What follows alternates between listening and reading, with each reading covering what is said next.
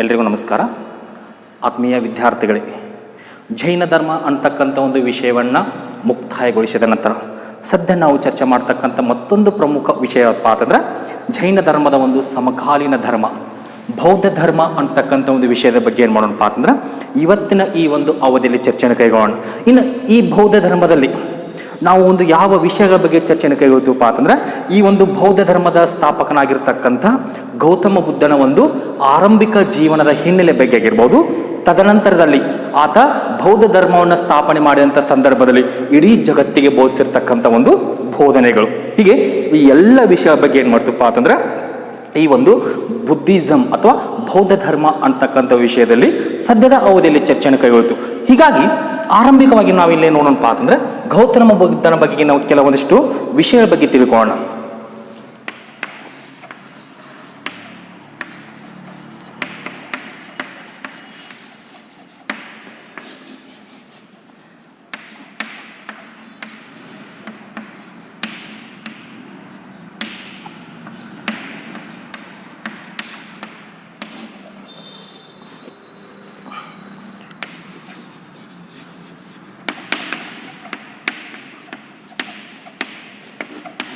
ಗೌತಮ ಬುದ್ಧ ಅಂತ ತೆಗೆದುಕೊಂಡಾಗ ಆತ ಕೇವಲ ಒಬ್ಬ ಬೌದ್ಧ ಧರ್ಮದ ಸ್ಥಾಪಕ ಅಷ್ಟೇ ಅಲ್ಲದೆ ಅವನನ್ನು ನಾವೇನಂತ ಕರಿತೀವಪ್ಪ ಅಂತಂದ್ರೆ ಶ್ರೇಷ್ಠ ಮಾನವತಾವಾದಿ ಅಂತ ಕರಿತೀವಿ. ಏನಂತ ಕರಿತೀವಿ? ಶ್ರೇಷ್ಠ ಮಾನವತಾವಾದಿ. ಮಾನವತಾವಾದಿ ಅಂತ ಯಾಕೆ ಕರಿತೀವಪ್ಪ ಅಂತಂದ್ರೆ ಒಂದು ಆತ ಬೋಧಿಸಿರ್ತಕ್ಕಂಥ ಒಂದು ಎಲ್ಲ ಬೋಧನೆಗಳನ್ನು ತೆಗೆದುಕೊಂಡಾಗ ಅವೆಲ್ಲವುಗಳು ಯಾವುದರ ಒಂದು ನೆಲೆಗಟ್ಟಿನ ಮೇಲೆ ಕಂಡು ಬರ್ತಾವಪ್ಪ ಅಂತಂದ್ರೆ ಮಾನವೀಯ ಮೌಲ್ಯಗಳ ಒಂದು ನೆಲೆಗಟ್ಟಿನ ಮೇಲೆ ಕಂಡು ಬರ್ತಾವೆ. ಹೀಗಾಗಿ ಈ ಹಿನ್ನೆಲೆ ಇಟ್ಟುಕೊಂಡು ಗೌತಮ ಬುದ್ಧ ಅಂತ ತೆಗೆದುಕೊಂಡಾಗ ಕೇವಲ ಒಬ್ಬ ಧರ್ಮ ಪ್ರಚಾರಕ ಅಥವಾ ಒಬ್ಬ ಧರ್ಮ ಸ್ಥಾಪಕ ಅಷ್ಟೇ ಅಲ್ಲದೆ ಆತ ಒಬ್ಬ ಶ್ರೇಷ್ಠ ಮಾನವತಾವಾದಿ ಅಷ್ಟೇ ಅಲ್ಲದೆ ಆತ ಈ ಒಂದು ಬೌದ್ಧ ಧರ್ಮವನ್ನು ಸ್ಥಾಪನೆ ಮಾಡ್ತಕ್ಕಂಥ ಒಂದು ಉದ್ದೇಶ ಏನಾಗಿತ್ತಪ್ಪ ಅಂತಂದ್ರೆ ವೈದಿಕ ಧರ್ಮದಲ್ಲಿ ಕಂಡುಬರ್ತಕ್ಕಂಥ ಒಂದು ಗೊಂದಲಗಳಿಂದಾಗಿ ಅಂಧ ಆಚರಣೆಯಲ್ಲಿ ಅಜ್ಞಾನದ ಮಾರ್ಗವನ್ನು ಹಿಡಿದಿರ್ತಕ್ಕಂಥ ಒಂದು ಜನರನ್ನ ಸುಜ್ಞಾನದ ಮಾರ್ಗಕ್ಕೆ ಕರೆದುಕೊಂಡು ಬಂದು ಆ ಎಲ್ಲರನ್ನ ಉದ್ಧರಿಸುವ ಸಲುವಾಗಿ ಏನ್ ಮಾಡ್ತಾನಪ್ಪ ಅಂತಂದ್ರೆ ಈ ಒಂದು ಬೌದ್ಧ ಧರ್ಮವನ್ನು ಸ್ಥಾಪನೆ ಮಾಡ್ತಾನೆ. ಹೀಗಾಗಿ ಈತ ಬೌದ್ಧ ಧರ್ಮವನ್ನು ಸ್ಥಾಪನೆ ಮಾಡಿದಂಥ ಸಂದರ್ಭದಲ್ಲಿ ತನ್ನ ಒಂದು ಎಲ್ಲ ಬೋಧನೆಗಳನ್ನ ಎಲ್ಲ ಜನರಿಗೆ ಸರಳ ಭಾಷೆಯಲ್ಲಿ ತಿಳಿಯುವಂತೆ ಏನ್ ಮಾಡಿರಪ್ಪ ಅಂದ್ರೆ ಬೋಧನೆಗಳನ್ನು ಕೈಗೊಂಡ. ಹೀಗಾಗಿ ಆ ಸಂದರ್ಭದಲ್ಲಿ ಆತ ಏನ್ ಮಾಡ್ತಪ್ಪ ಅಂದ್ರೆ ಪಾಳಿ ಭಾಷೆಯಲ್ಲಿ ತನ್ನ ಒಂದು ಧರ್ಮ ಬೋಧನೆಯನ್ನು ಕೈಗೊಂಡ. ಈ ಪಾಳಿ ಭಾಷೆಯನ್ನು ಯಾಕೆ ನಾನಲ್ಲಿ ತೆಗೆದುಕೊಂಡಪ್ಪ ಅಂತಂದ್ರೆ ಈ ಹಿಂದೆ ನಾವು ನೋಡಿರ್ತಕ್ಕಂಥ ಒಂದು ಜೈನ ಧರ್ಮ ತೆಗೆದುಕೊಂಡಾಗ ಜೈನ ಧರ್ಮವನ್ನು ಈ ಒಂದು ಬೌದ್ಧ ಧರ್ಮಕ್ಕೆ ಹೋಲಿಕೆ ಮಾಡಿಕೊಂಡಾಗ ಜೈನ ಧರ್ಮ ಈ ಬೌದ್ಧ ಧರ್ಮದಷ್ಟು ಪ್ರಖ್ಯಾತಿಯನ್ನು ಪಡೆದುಕೊಂಡಿಲ್ಲ ಇಂದಿನ ಅವಧಿಯಲ್ಲಿ. ಅದು ಕೇವಲ ಒಂದು ದೇಶಕ್ಕೆ ಅಥವಾ ಒಂದು ಭಾಗಕ್ಕೆ ಮಾತ್ರ ಸೀಮಿತವಾಗಿತ್ತು. ಆದರೆ ಗೌತಮ ಬುದ್ಧನ ಕಾಲಾವಧಿಯಲ್ಲಿ ಸ್ಥಾಪನೆಗೊಂಡಿರ್ತಕ್ಕಂಥ ಈ ಧರ್ಮ ಕೇವಲ ಭಾರತದಲ್ಲಿ ಮಾತ್ರ ಅಸ್ತಿತ್ವಕ್ಕಿರದೆ ಇಂದು ವಿಯೆಟ್ನಾಂ ಆಗಿರ್ಬೋದು, ಕೊರಿಯಾ ಆಗಿರ್ಬೋದು, ಜಪಾನ್ ಆಗಿರ್ಬೋದು, ಚೀನಾ ಆಗಿರ್ಬೋದು, ಹೀಗಾಗಿ ಈ ಎಲ್ಲ ದೇಶಗಳಲ್ಲೂ ಸಹ ಏನಾಗತ್ತಪ್ಪ ಅಂದ್ರೆ ಈ ಒಂದು ಬೌದ್ಧ ಧರ್ಮ ಕಂಡುಬರುತ್ತೆ. ಹೀಗಾಗಿ ಈ ಹಿನ್ನೆಲೆ ಇಟ್ಟುಕೊಂಡು ಬೌದ್ಧ ಧರ್ಮ ತೆಗೆದುಕೊಂಡಾಗ ಬೌದ್ಧ ಧರ್ಮವನ್ನು ಸ್ಥಾಪನೆ ಮಾಡಿದಂಥ ಸಂದರ್ಭದಲ್ಲಿ ಗೌತಮ ಬುದ್ಧ ತನ್ನ ಒಂದು ಎಲ್ಲ ಬೋಧನೆಗಳನ್ನ ಪಾಳಿ ಭಾಷೆಯಲ್ಲಿ ಬೋಧಿಸಿದ. ಅದೇ ವರ್ಧಮಾನ ಮಹಾವೀರ ತನ್ನ ಒಂದು ಬೋಧನೆಗಳನ್ನ ಏನ್ ಮಾಡಿದಪ್ಪ ಅಂತಂದ್ರೆ ಅರ್ಧಮಾಗಧಿ ಭಾಷೆಯಲ್ಲಿ ಬೋಧಿಸಿದ. ಯಾವ ಭಾಷೆಯಲ್ಲಿ? ಅರ್ಧಮಾಗಧಿ ಭಾಷೆ. ಇವೆರಡು ಡಿಫ್ರೆನ್ಸ್ ರೀ. ಉದಾಹರಣೆಗೆ ಬೌದ್ಧ ಧರ್ಮ ತೆಗೆದುಕೊಂಡಾಗ ಪಾಳಿ ಭಾಷೆನೇ ಬರುತ್ತೆ. ಗೌತಮ ಬುದ್ಧ ತನ್ನ ಒಂದು ಬೋಧನೆಯನ್ನ ಜನರಿಗೆ ಯಾವ ಭಾಷೆಯಲ್ಲಿ ಬೋಧಿಸಿದ ಅಂದಾಗ ಪಾಳಿ ಭಾಷೆಯಲ್ಲಿ. ವರ್ಧಮಾನ ಮಹಾವೀರ ತನ್ನ ಒಂದು ಜೈನ ಧರ್ಮದ ಒಂದು ಬೋಧನೆಗಳನ್ನ ಯಾವ ಭಾಷೆಯಲ್ಲಿ ಬೋಧಿಸಿದ ಅಂದಾಗ ಅರ್ಧಮಾಗಧಿ ಭಾಷೆಯಲ್ಲಿ. ಹೀಗೆ ಒಟ್ಟಾರೆಯಾಗಿ ಆ ಒಂದು ವ್ಯತ್ಯಾಸವನ್ನು ಕಂಡುಕೊಂಡ ನಂತರ ಈ ಒಂದು ಮಹಾನ್ ಮಾನವತಾವಾದಿ ಅಂತ ಕರೆಸಿಕೊಳ್ತಕ್ಕಂಥ ಗೌತಮ ಬುದ್ಧನ ಜೀವನವನ್ನ ನಾವೇನ್ ಮಾಡೋಣಪ್ಪ ಅಂತಂದ್ರೆ ಮುಖ್ಯವಾಗಿ 7 ಪಾಯಿಂಟ್ಸ್ಗಳಾಗಿ ಅಥವಾ 7 ಅಂಶಗಳಾಗಿ ಮಾಡಿಕೊಳ್ಳೋಣ. ಆ 7 ಅಂಶಗಳನ್ನ ಏನ್ ಮಾಡೋಣಪ್ಪ ಅಂದ್ರೆ ವಿವರ ಸಹಿತವಾಗಿರ್ತಕ್ಕಂಥ ಒಂದು ಚರ್ಚೆಯನ್ನು ಕೈಗೊಳ್ಳೋಣ. ಇಲ್ಲಿ ಆರಂಭಿಕವಾಗಿ ಕಂಡು ಬರ್ತಕ್ಕಂಥ ಆ 7 ಅಂಶಗಳು ಯಾವಪ್ಪ ಅಂದ್ರೆ ಮೊದಲನೇದು ಬರ್ತ್, ಎರಡನೇ ಒಂದು ಅಂಶ ದ ಗ್ರೇಟ್ ಸೈನ್ಸ್, ಮೂರನೇದು the great ರಿನೌನ್ಸಿಯೇಷನ್,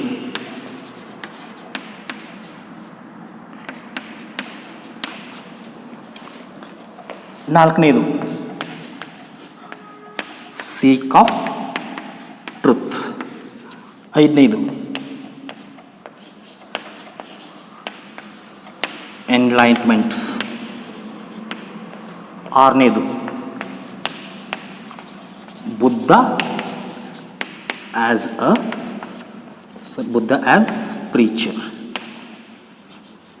ಏಳನೇದು the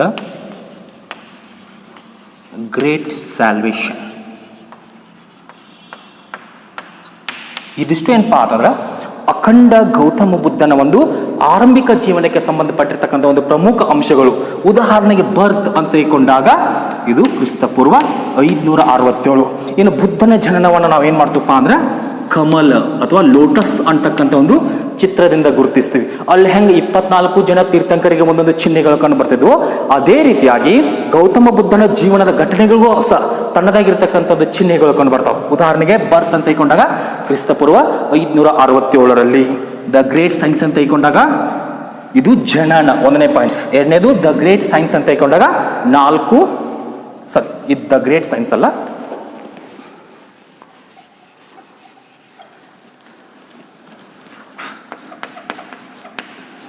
four great science, 4 ಮಹಾನ್ ದರ್ಶನಗಳು.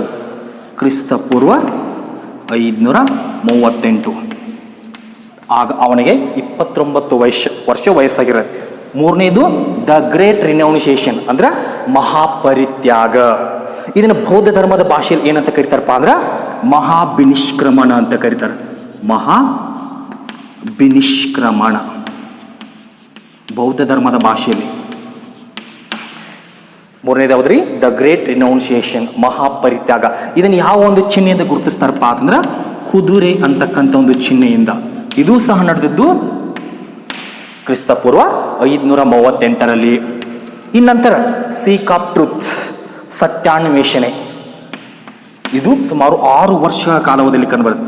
538ರಿಂದ 532, 6 ವರ್ಷಗಳ ಕಾಲ ಸತ್ಯಾನ್ವೇಷಣೆಯನ್ನು ಕೈಗೊಳ್ತಾನೆ. ಎನ್ಲೈಟ್ಮೆಂಟ್ ಅಂದ್ರೆ ಜ್ಞಾನೋದಯ. ಇದು ಕ್ರಿಸ್ತಪೂರ್ವ 532. ಆ ಸಂದರ್ಭದಲ್ಲಿ ಅವನಿಗೆ 35 ವರ್ಷ ವಯಸ್ಸಾಗಿರ್ತಾವೆ. ಎಷ್ಟು ವರ್ಷ ರೀ? 35 ವರ್ಷ ವಯಸ್ಸಾಗಿರ್ತಾವೆ. ಯಾರಿಗ್ರಿ? ಬುದ್ಧನಿಗೆ. ಇನ್ನು ಇದಾದ ಬಳಿಕ ಈ ಒಂದು ಘಟನೆಯನ್ನ ನಾವು ಬೋಧಿ ವೃಕ್ಷ ಅಂತಕ್ಕಂಥ ಒಂದು ಚಿಹ್ನೆಯಿಂದ ಗುರುತಿಸ್ತೀವಿ. ಯಾವ ಚಿಹ್ನೆಯಿಂದ ರೀ? ಬೋಧಿ ವೃಕ್ಷ ಅಂತಕ್ಕಂಥ ಒಂದು ಚಿಹ್ನೆಯಿಂದ. ಇನ್ನು ತದನಂತರ ಬುದ್ಧ ಆಸ್ ಪ್ರೀಚರ್ ಅಂದ್ರೆ ಬೋಧಕನಾಗಿ ಬುದ್ಧ 35ನೇ ವಯಸ್ಸಿನಲ್ಲಿ ಜ್ಞಾನೋದಯವನ್ನು ಪಡೆದುಕೊಂಡಿರ್ತಕ್ಕಂಥ ಗೌತಮ ಬುದ್ಧ ಏನ್ ಮಾಡ್ತಾನಪ್ಪ ಅಂದ್ರೆ ಕ್ರಿಸ್ತಪೂರ್ವ 532ರಿಂದ ಕ್ರಿಸ್ತಪೂರ್ವ 487, ಸುಮಾರು 45 ವರ್ಷಗಳ ಕಾಲ ಏನ್ ಮಾಡ್ತಾನಪ್ಪ ಅಂದ್ರೆ ತನ್ನ ಒಂದು ಧರ್ಮ ಬೋಧನೆಯನ್ನು ಕೈಗೊಳ್ತಾನೆ. ಎಷ್ಟು ವರ್ಷಗಳ ಕಾಲ ರೀ? ಸುಮಾರು 45 ವರ್ಷಗಳ ಕಾಲ. ಹೀಗೆ ಇದಾದ ಬಳಿಕ ಕಂಡು ಬರ್ತಕ್ಕಂಥ ಒಂದು ಅಂಶ ದ ಗ್ರೇಟ್ ಸ್ಯಾಲ್ವೇಷನ್, ಮಹಾ ಪರಿನಿರ್ವಾಣ ಅಂದ್ರೆ ಬುದ್ಧನ ಒಂದು ಮರಣ. ಈ ಒಂದು ಘಟನೆಯನ್ನು ನಾವು ಯಾವ ಚಿಹ್ನೆಯಿಂದ ಗುರುತಿಸ್ತೀವಪ್ಪ ಅಂತಂದ್ರೆ ಸ್ತೂಪ ಅಂತಕ್ಕಂಥ ಒಂದು ಚಿಹ್ನೆಯಿಂದ ಗುರುತಿಸ್ತು. ಹೀಗೆ ಒಟ್ಟಾರೆಗೆ ಬುದ್ಧ ತನ್ನ ಒಂದು 80ನೇ ವಯಸ್ಸಿನಲ್ಲಿ ಕ್ರಿಸ್ತಪೂರ್ವ 487ರಲ್ಲಿ ಕುಶಿನಗರದಲ್ಲಿ ಏನಪ್ಪ ಅಂದ್ರೆ ಮರಣವನ್ನಪ್ಪ. ಇದಿಷ್ಟು ಏನಪ್ಪ ಅಂದ್ರೆ ಬುದ್ಧನ ಆರಂಭಿಕ ಜೀವನಕ್ಕೆ ಸಂಬಂಧಪಟ್ಟಿರ್ತಕ್ಕಂಥ ಪ್ರಮುಖ ಅಂಶಗಳು. ಇವನ್ನ ಕೆಲವೊಂದಿಷ್ಟು ಚಿಹ್ನೆಯಿಂದ ಗುರುತಿಸ್ತೀವಿ. ಜನನ ಅಂತ ತೆಗೆದುಕೊಂಡಾಗ ಕಮಲದ ಚಿಹ್ನೆಯಿಂದ ಗುರುತಿಸ್ತೀವಿ. ಅವನ ಒಂದು ಮಹಾಪರಿತ್ಯಾಗ ಅಂತ ತೆಗೆದುಕೊಂಡಾಗ ಅದನ್ನ ಕುದುರೆ ಅಂತಕ್ಕಂಥ ಒಂದು ಚಿಹ್ನೆಯಿಂದ ಗುರುತಿಸ್ತೀವಿ. ನಂತರ ಜ್ಞಾನೋದಯ ಅಂತ ತೆಗೆದುಕೊಂಡಾಗ ಎನ್ಲೈಟ್ಮೆಂಟ್ ಅದನ್ನ ಬೋಧಿ ವೃಕ್ಷ ಅಂತಕ್ಕಂಥ ಒಂದು ಚಿಹ್ನೆಯಿಂದ ಗುರುತಿಸ್ತೀವಿ. ತದನಂತರದಲ್ಲಿ ದ ಗ್ರೇಟ್ ಸ್ಯಾಲ್ವೇಷನ್, ಮಹಾಪರಿನಿರ್ವಾಣ ಅಂತ ತೆಗೆದುಕೊಂಡಾಗ ಅದನ್ನ ಸ್ತೂಪ ಅಂತಕ್ಕಂಥ ಒಂದು ಚಿಹ್ನೆಯಿಂದ ಗುರುತಿಸ್ತೀವಿ. ಇದಿಷ್ಟು ಏನಪ್ಪ ಅಂದ್ರೆ ಬುದ್ಧನ ಆರಂಭಿಕ ಜೀವನಕ್ಕೆ ಸಂಬಂಧಪಟ್ಟಿರ್ತಕ್ಕಂಥ ಒಂದು ಪ್ರಮುಖ ಅಂಶಗಳು. ಈ ಎಲ್ಲ ಅಂಶಗಳನ್ನ ಏನ್ ಮಾಡೋಣಪ್ಪ ಅಂದ್ರೆ ಒಂದೊಂದೇ ಆಗಿ ಈ ಅವಧಿಯಲ್ಲಿ ಚರ್ಚೆಯನ್ನು ಕೈಗೊಳ್ಳೋಣ. ಅದರಲ್ಲಿ ಆರಂಭಿಕವಾಗಿ ಗೌತಮ ಬುದ್ಧ ಅಂತ ತೆಗೆದುಕೊಂಡಾಗ ಈ ಗೌತಮ ಬುದ್ಧನಿಗೆ ಹಲವಾರು ಹೆಸರುಗಳು ಕಂಡು ಬರ್ತಾವೆ. ಉದಾಹರಣೆಗೆ ಗೌತಮ ಬುದ್ಧನಿಗೆ ಇರ್ತಕ್ಕಂಥ ಒಂದು ವೇರಿಯಸ್ ನೇಮ್ಸ್, ವಿವಿಧ ಹೆಸರುಗಳು ಯಾವಪ್ಪ ಅಂತಂದ್ರೆ ಒಂದು ಸಿದ್ಧಾರ್ಥ, 2 ಗೌತಮ, 3 ತಥಾಗತ, 4 ಶಾಕ್ಯಮುನಿ, 5 ಬುದ್ಧ, 6 ಮಹಾಜ್ಞಾನಿ. ಹೀಗೆ ಇಷ್ಟೆಲ್ಲ ಹೆಸರುಗಳಿಂದ ಯಾರು ಕರೀತಾರಪ್ಪ ಅಂತಂದ್ರೆ ಗೌತಮ ಬುದ್ಧನಿಗೆ ಕರೀತಾರೆ. ಸಿದ್ಧಾರ್ಥ ಅಂದ್ರು ಅವನೇ, ಗೌತಮ್ ಅಂದ್ರು ಅವನೇ, ತಥಾಗತ ಅಂದ್ರು ಅವನೇ, ಶಾಕ್ಯಮುನಿ ಅಂದರು ಅವನೇ, ಬುದ್ಧ ಅಂದರು ಅವನೇ, ಮಹಾಜ್ಞಾನಿ ಅಂದರು ಅವನೇ. ಹೀಗಾಗಿ ಈ ಹಿನ್ನೆಲೆ ಇಟ್ಕೊಂಡು ಇಷ್ಟೆಲ್ಲ ಹೆಸರಿಂದ ಪ್ರಸಿದ್ಧಿ ಹೊಂದಿರತಕ್ಕಂಥ ಗೌತಮ ಬುದ್ಧನನ್ನು ತೆಗೆದುಕೊಂಡಾಗ ಇಡೀ ವಿಶ್ವದಲ್ಲಿಯೇ ಯಾವ ವ್ಯಕ್ತಿಯೂ ಹೊಂದದೇ ಇರತಕ್ಕಂಥ ಒಂದು ಆಸಕ್ತಿಕರವಾಗಿರ್ತಕ್ಕಂಥ ಒಂದು ವಿಷಯನ ಈ ಒಂದು ಗೌತಮ ಬುದ್ಧ ಹೊಂದಾನೆ. ಯಾಕೆ ಹೊಂದ್ಯಾನಪ್ಪ ಅಂತಂದ್ರೆ ಬುದ್ಧನ ಒಂದು ಬರ್ತ್ ಜನನವನ್ನು ತೆಗೆದುಕೊಂಡಾಗ ಬುದ್ಧನ ಒಂದು ಎನ್ಲೈಟ್ಮೆಂಟ್ ಜ್ಞಾನೋದಯವನ್ನು ತೆಗೆದುಕೊಂಡಾಗ ಬುದ್ಧನ ಒಂದು ಡೆತ್ ಮರಣವನ್ನು ತೆಗೆದುಕೊಂಡಾಗ ಜನನ ಜ್ಞಾನೋದಯ ಮರಣ ಈ ಮೂರೂ ಘಟನೆಗಳೇನಾಕಪ್ಪ ಅಂತಂದ್ರೆ ಒಂದೇ ದಿನ ಸಂಭವಿಸ್ತಾವ. ಆ ಒಂದೇ ದಿನ ಯಾವತ್ತಪ್ಪ ಅಂತಂದ್ರೆ ವೈಶಾಖ ಶುದ್ಧ ಪೂರ್ಣಿಮೆ ದಿನದಂದು. ವೈಶಾಖ ಶುದ್ಧ ಪೂರ್ಣಿಮೆ. ಹೀಗೆ ಗೌತಮ ಬುದ್ಧ ಅಂತ ತೆಗೆದುಕೊಂಡಾಗ ಅವನ ಜನನ ಜ್ಞಾನೋದಯ ಮರಣ ಈ ಮೂರು ಘಟನೆಗಳು ಏನಪ್ಪ ಅಂದ್ರೆ ಒಂದೇ ದಿನ ಸಂಭವಿಸ್ತಾವ. ಆ ಒಂದೇ ದಿನ ಯಾವಪ್ಪ ಅಂದ್ರೆ ವೈಶಾಖ ಮಾಸದ ಒಂದು ಶುದ್ಧ ಪೂರ್ಣಿಮೆ. ಹೀಗಾಗಿ ಈ ಒಂದು ದಿನದಂದು ಈ ಮೂರೂ ಘಟನೆಗಳು ಸಂಭವಿಸಿದ ಕಾರಣಕ್ಕಾಗಿ ಬೌದ್ಧ ಧರ್ಮ ಅಷ್ಟೇ ಅಲ್ಲದೆ ಇಂದಿಗೆ ನಮ್ಮ ಒಂದು ಭಾರತದಲ್ಲಿ ಈ ಒಂದು ದಿನವನ್ನು ನಾವು ಏನಂತ ಆಚರಣೆ ಮಾಡ್ತೀವಪ್ಪ ಅಂದ್ರೆ ಬುದ್ಧ ಪೂರ್ಣಿಮೆಯ ದಿನವನ್ನಾಗಿ ಆಚರಣೆ ಮಾಡ್ತೀವಿ. ಯಾವ ದಿನವನ್ನಾಗ್ರಿ? ಬುದ್ಧ ಪೂರ್ಣಿಮೆ ಅಂತಕ್ಕಂಥ ಒಂದು ದಿನವನ್ನಾಗಿ, ಜೊತೆಗೆ ಆ ಒಂದು ದಿನವನ್ನ ಒಂದು ಹಬ್ಬವನ್ನಾಗಿ ಆಚರಣೆ ಮಾಡ್ತೀವಿ. ಇದು ಏನಪ್ಪ ಅಂತಂದ್ರೆ ಬುದ್ಧನ ಒಂದು ಆಸಕ್ತಿಕರ ವಿಷಯ. ಇನ್ನು ಅಷ್ಟೇ ಅಲ್ಲದೆ ಇದೇ ಬುದ್ಧನ ಒಂದು ಬೋಧನೆಗಳನ್ನ ಅಧ್ಯಯನ ಮಾಡತಕ್ಕಂಥ ಹಲವಾರು ಶ್ರೇಷ್ಠ ವಿದ್ವಾಂಸರು ಏನ್ ಮಾಡ್ತಾರಪ್ಪ ಅಂದ್ರೆ ಹಲವಾರು ಹೆಸರಿನಿಂದ ಕರೀತಾರೆ. ಉದಾಹರಣೆಗೆ ರೈಸ್ ಡೇವಿಡ್ ಅಂತ ತೆಗೆದುಕೊಂಡಾಗ ಆ ರೈಸ್ ಡೇವಿಡ್ ಈ ಬುದ್ಧನನ್ನ ಪ್ರಪಂಚದ ಜ್ಯೋತಿ ಅಂತ ಕರೀತಾರೆ. ಅದರ ಜೊತೆಗೆ ಇಲ್ಲಿ ಡುರಾಂಟ್ ಅಂತಕ್ಕಂಥ ವ್ಯಕ್ತಿಯನ್ನು ತೆಗೆದುಕೊಂಡಾಗ ಅವ್ರೇನ್ ಹೇಳ್ತಾರಪ್ಪ ಅಂದ್ರೆ ಬುದ್ಧನ ಬೋಧನೆಗಳು ಯೇಸು ಕ್ರಿಸ್ತನ ಬೋಧನೆಗಳಿಗೆ ಸಹಾಯಕಾರಿಯಾದವು ಅಂತ ಹೇಳ್ತಾರೆ.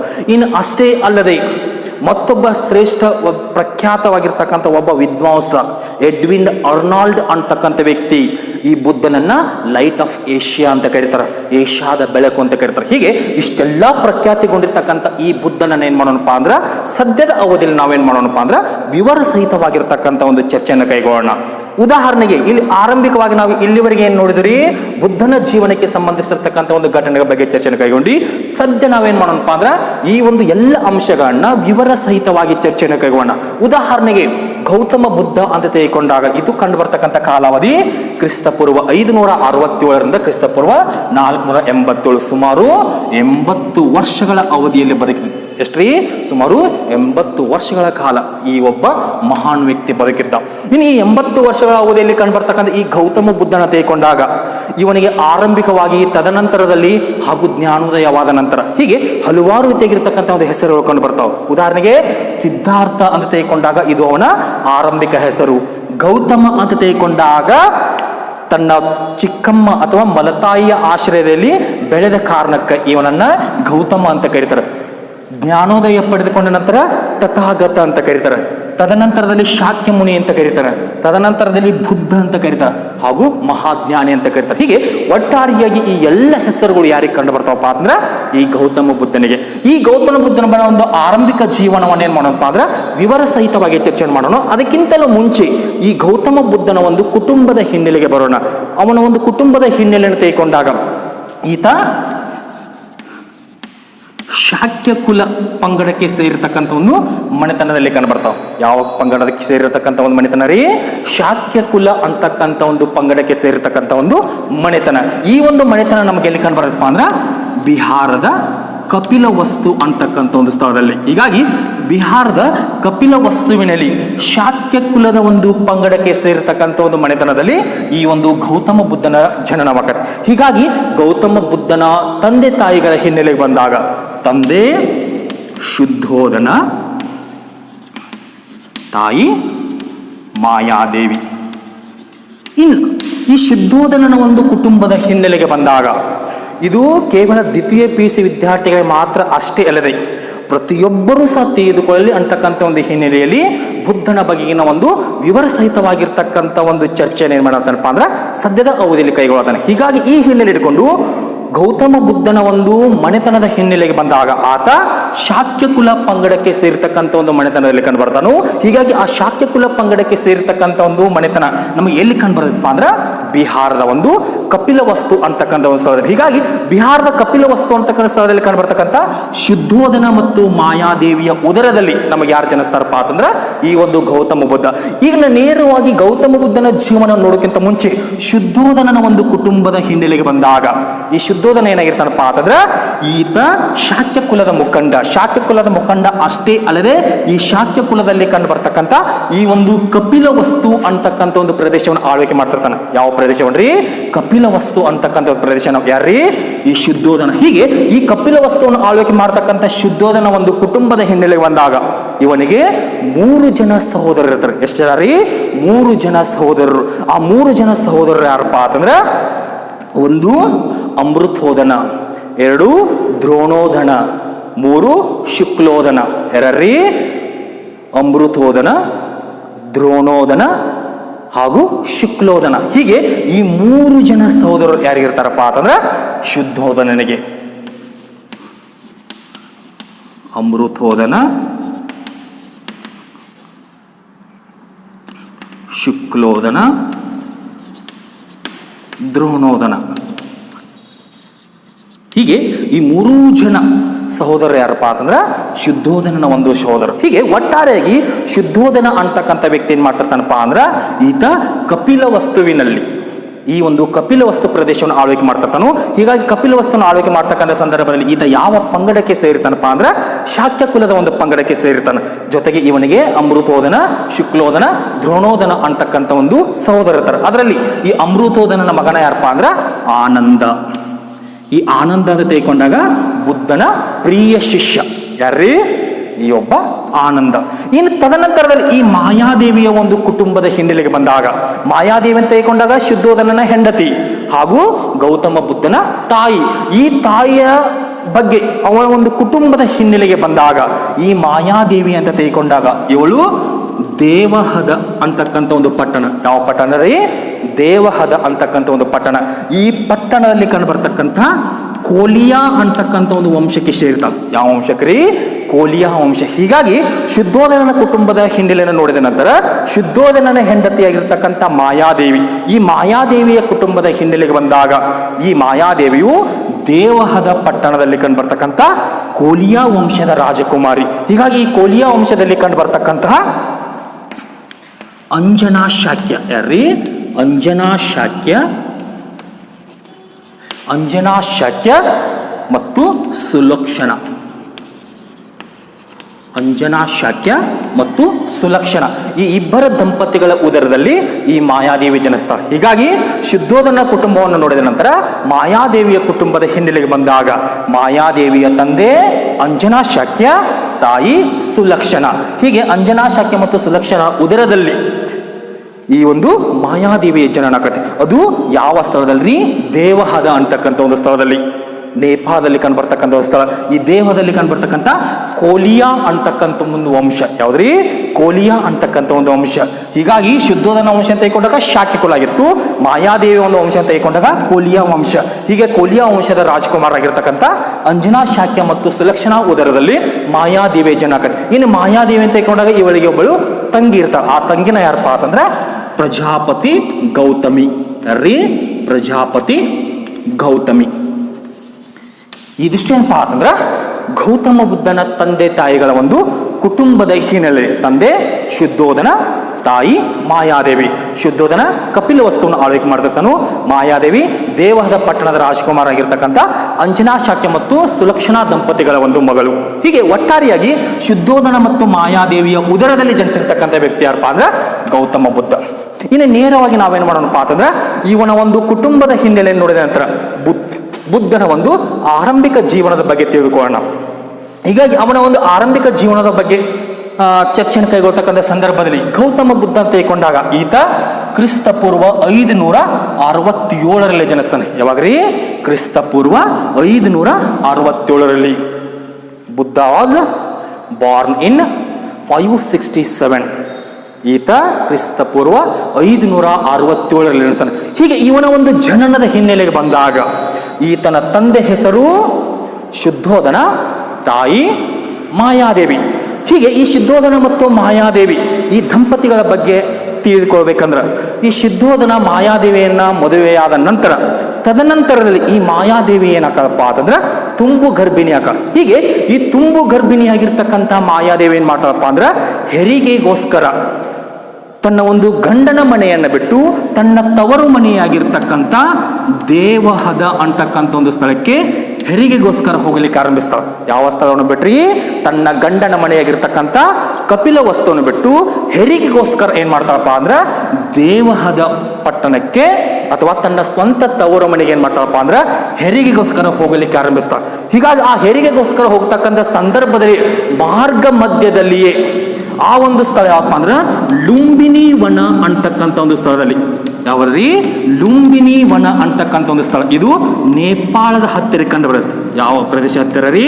ನೇಪಾಳ ಪ್ರದೇಶದ ಹತ್ತಿರ. ಹೀಗೆ ಶುದ್ಧೋಧನ ಮತ್ತು ಮಾಯಾದೇವಿ ಅಂತ ತೆಗೆದುಕೊಂಡಾಗ ಶುದ್ಧೋಧನನ ಹೆಂಡತಿಯಾಗಿರ್ತಕ್ಕಂಥ ಮಾಯಾದೇವಿ ತಾನು ತುಂಬು ಗರ್ಭಿಣಿಯಾದಂಥ ಸಂದರ್ಭದಲ್ಲಿ ತನ್ನ ಒಂದು ಹೆರಿಗೆಯನ್ನು ಮಾಡಿಸಿಕೊಳ್ಳುವ ಸಲುವಾಗಿ ತನ್ನ ಗಂಡನ ಮನೆಯಾಗಿರ್ತಕ್ಕಂಥ ಕಪಿಲ ವಸ್ತುವನ್ನು ಬಿಟ್ಟು ಏನ್ ಮಾಡ್ತಾಳಪ್ಪ ಅಂತಂದ್ರೆ ತನ್ನ ತವರು ಮನೆಯಾಗಿರ್ತಕ್ಕಂಥ ದೇವಹದಕ್ಕೆ ಹೋಗ್ತಿರ್ತಾಳು.